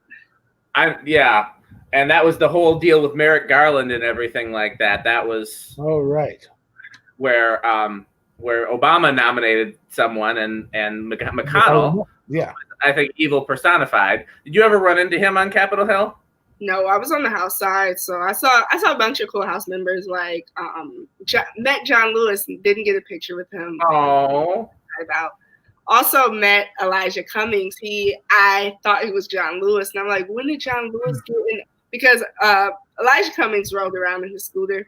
I'm like, when did John Lewis get in the scooter? But it wasn't John Lewis. But yeah, met a lot of cool people. Well, okay, now we're even for the for the earlier dig about me saying, you're pushing that evil trope that all of us look alike. So we're even now, Jeria. They look similar, especially in person. They look similar. Yeah. All right. I say all black people look like Jerry. So. Wasn't there a newspaper that used a picture of John Lewis when Elijah Cummings passed, or vice versa? Yeah, but actually, so they do get that they look alike a lot. When I was on the Hill for April Fool's, John Lewis said that he was going to grow a mustache so that people would stop mistaking him for Elijah Cummings.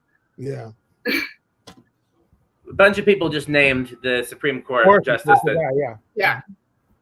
And so we are running out of time. I do want to make sure, Michael, you got your cup handy? I sure do. It's still nothing in it. Somebody get Michael some liquor. No, that's later. So please make sure you support the show.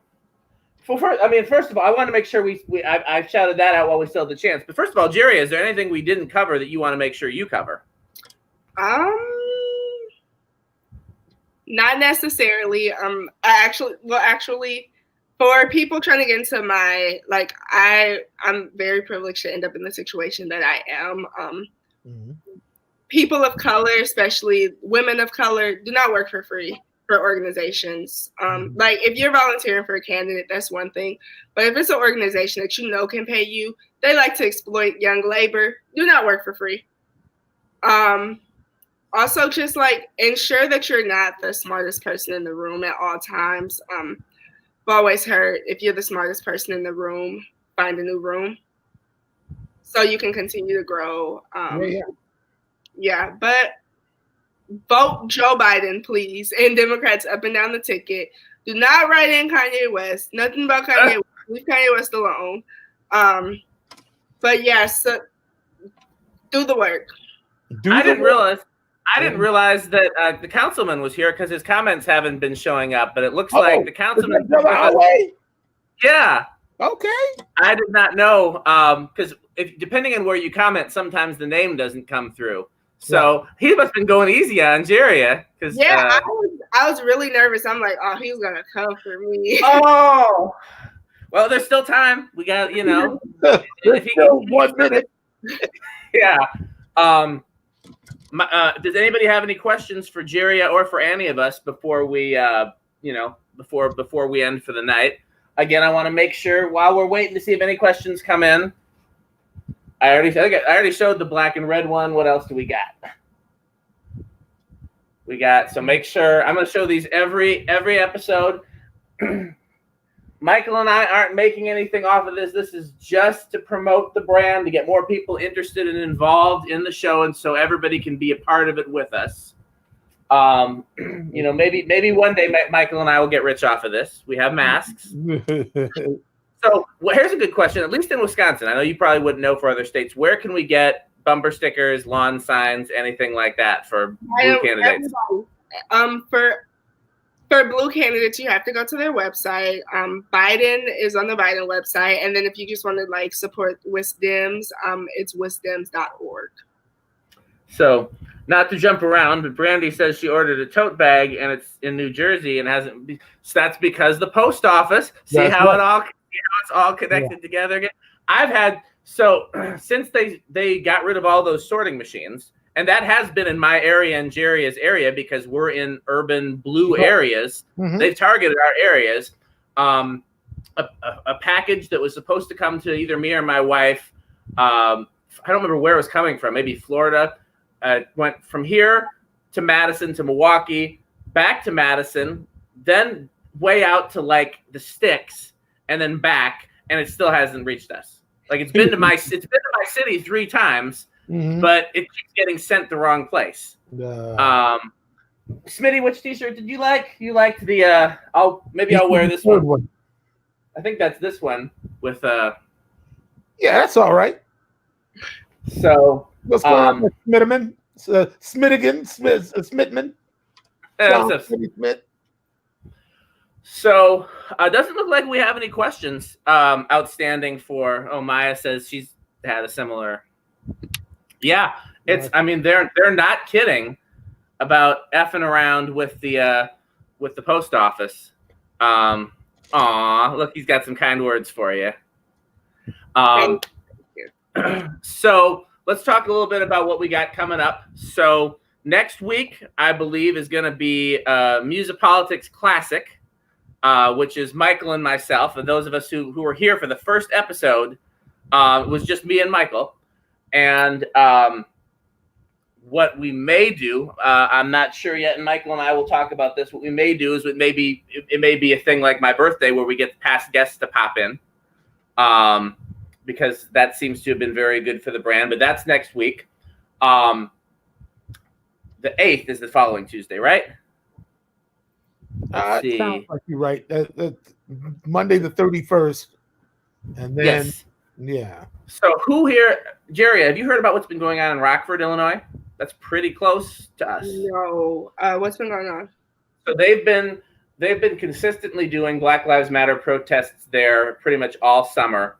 And they have been arresting peaceful protesters and charging them with felonies, which is unfortunately happening everywhere. But what they've been doing in Rockford is they've been specifically setting out to arrest protesters before the protests even began. They'll have their list of arrest warrants, and they'll say these are who are arresting today, or this is how many people who are arresting today. And the protest hasn't even happened yet. They're just there's going to be a protest, so we're going to haul you guys in. And the protest, to my knowledge, the protests have all been peaceful, except for what the police has done. And they've been, like I said, they've been hauling in people before the protests have even started and charging them with felonies, which, as everybody here knows, that's a whole nother type of disenfranchisement. So one of the protest leaders from Rockford, a singer and actress named Asia Penix, is going to be with us on the 8th. I believe we have a musician on the 15th, and then on the 22nd, speaking of protests, we're going to have a return visit by one of the Minneapolis protest leaders, Jasmine Koenig. So that's what's coming up in the future. We got, there's so much going on right now. Jeria, I hope we'll see you again. Yes, have me come on the Thursday or the Tuesday before Election Day. I'll be okay. Well, we'll pencil that in. That would be great to have you. Are you sure you're not going to be too busy? I feel like it'll count as getting out the vote. Just again, reminding people go vote. Okay. If you have not voted absentee already, get out, vote in person. So you're actually telling your employer. So this is you can log these hours with your employer, right? So she's using us, Michael. That's all right. Good organizing is not just knocking on people's doors. It's not just getting people in a circle. It's talking to people, reaching people outside your bubble. The time is the most important. Mm-hmm. You have to give people your time, and I love that she was ready with that answer too. So I'm always ready. So Jeria, hopefully in between now and then we'll either see you in the comments or in one of the, if we do like a thing where guests pop in, because we really appreciate you and everything that you're doing. Yes.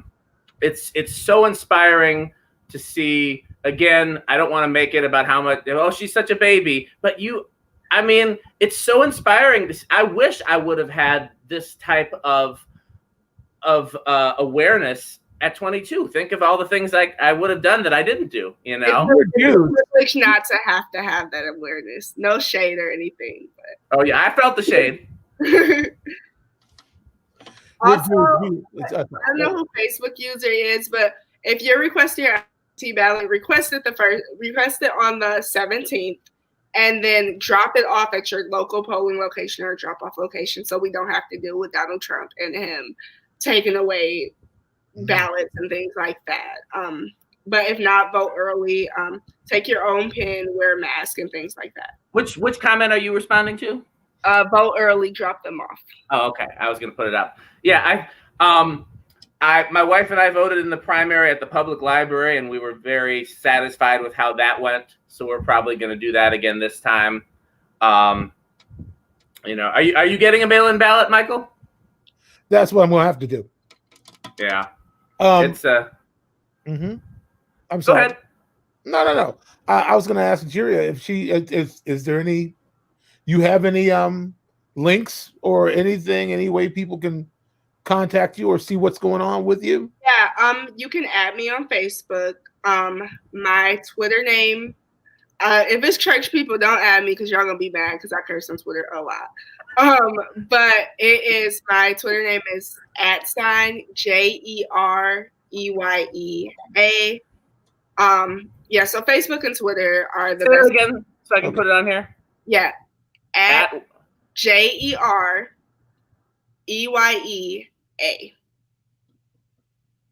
Hold on, let me make sure I typed it right. I'm gonna put it up on the screen. Yep, that's it. I'm waiting for it to come through. Okay. Yeah. No. We curse on this show all the time, and so far the church people haven't gotten me. So. Not all the time. I curse often because I get so frustrated with the government and like everything that's happening. So yeah, curse often on social media. that's between you and your people. That sounded like a directive. Look, I got 2,100 followers, so obviously somebody's liking it. So yeah. Do you? Yeah. Yes. Well, thank you so much, Jeria. Thank you, Jeria. It's been a privilege having you here, and we hope to see you and everybody else back next week. I'm going to end the broadcast. Thanks for watching. Good night, y'all. God bless you. Good night.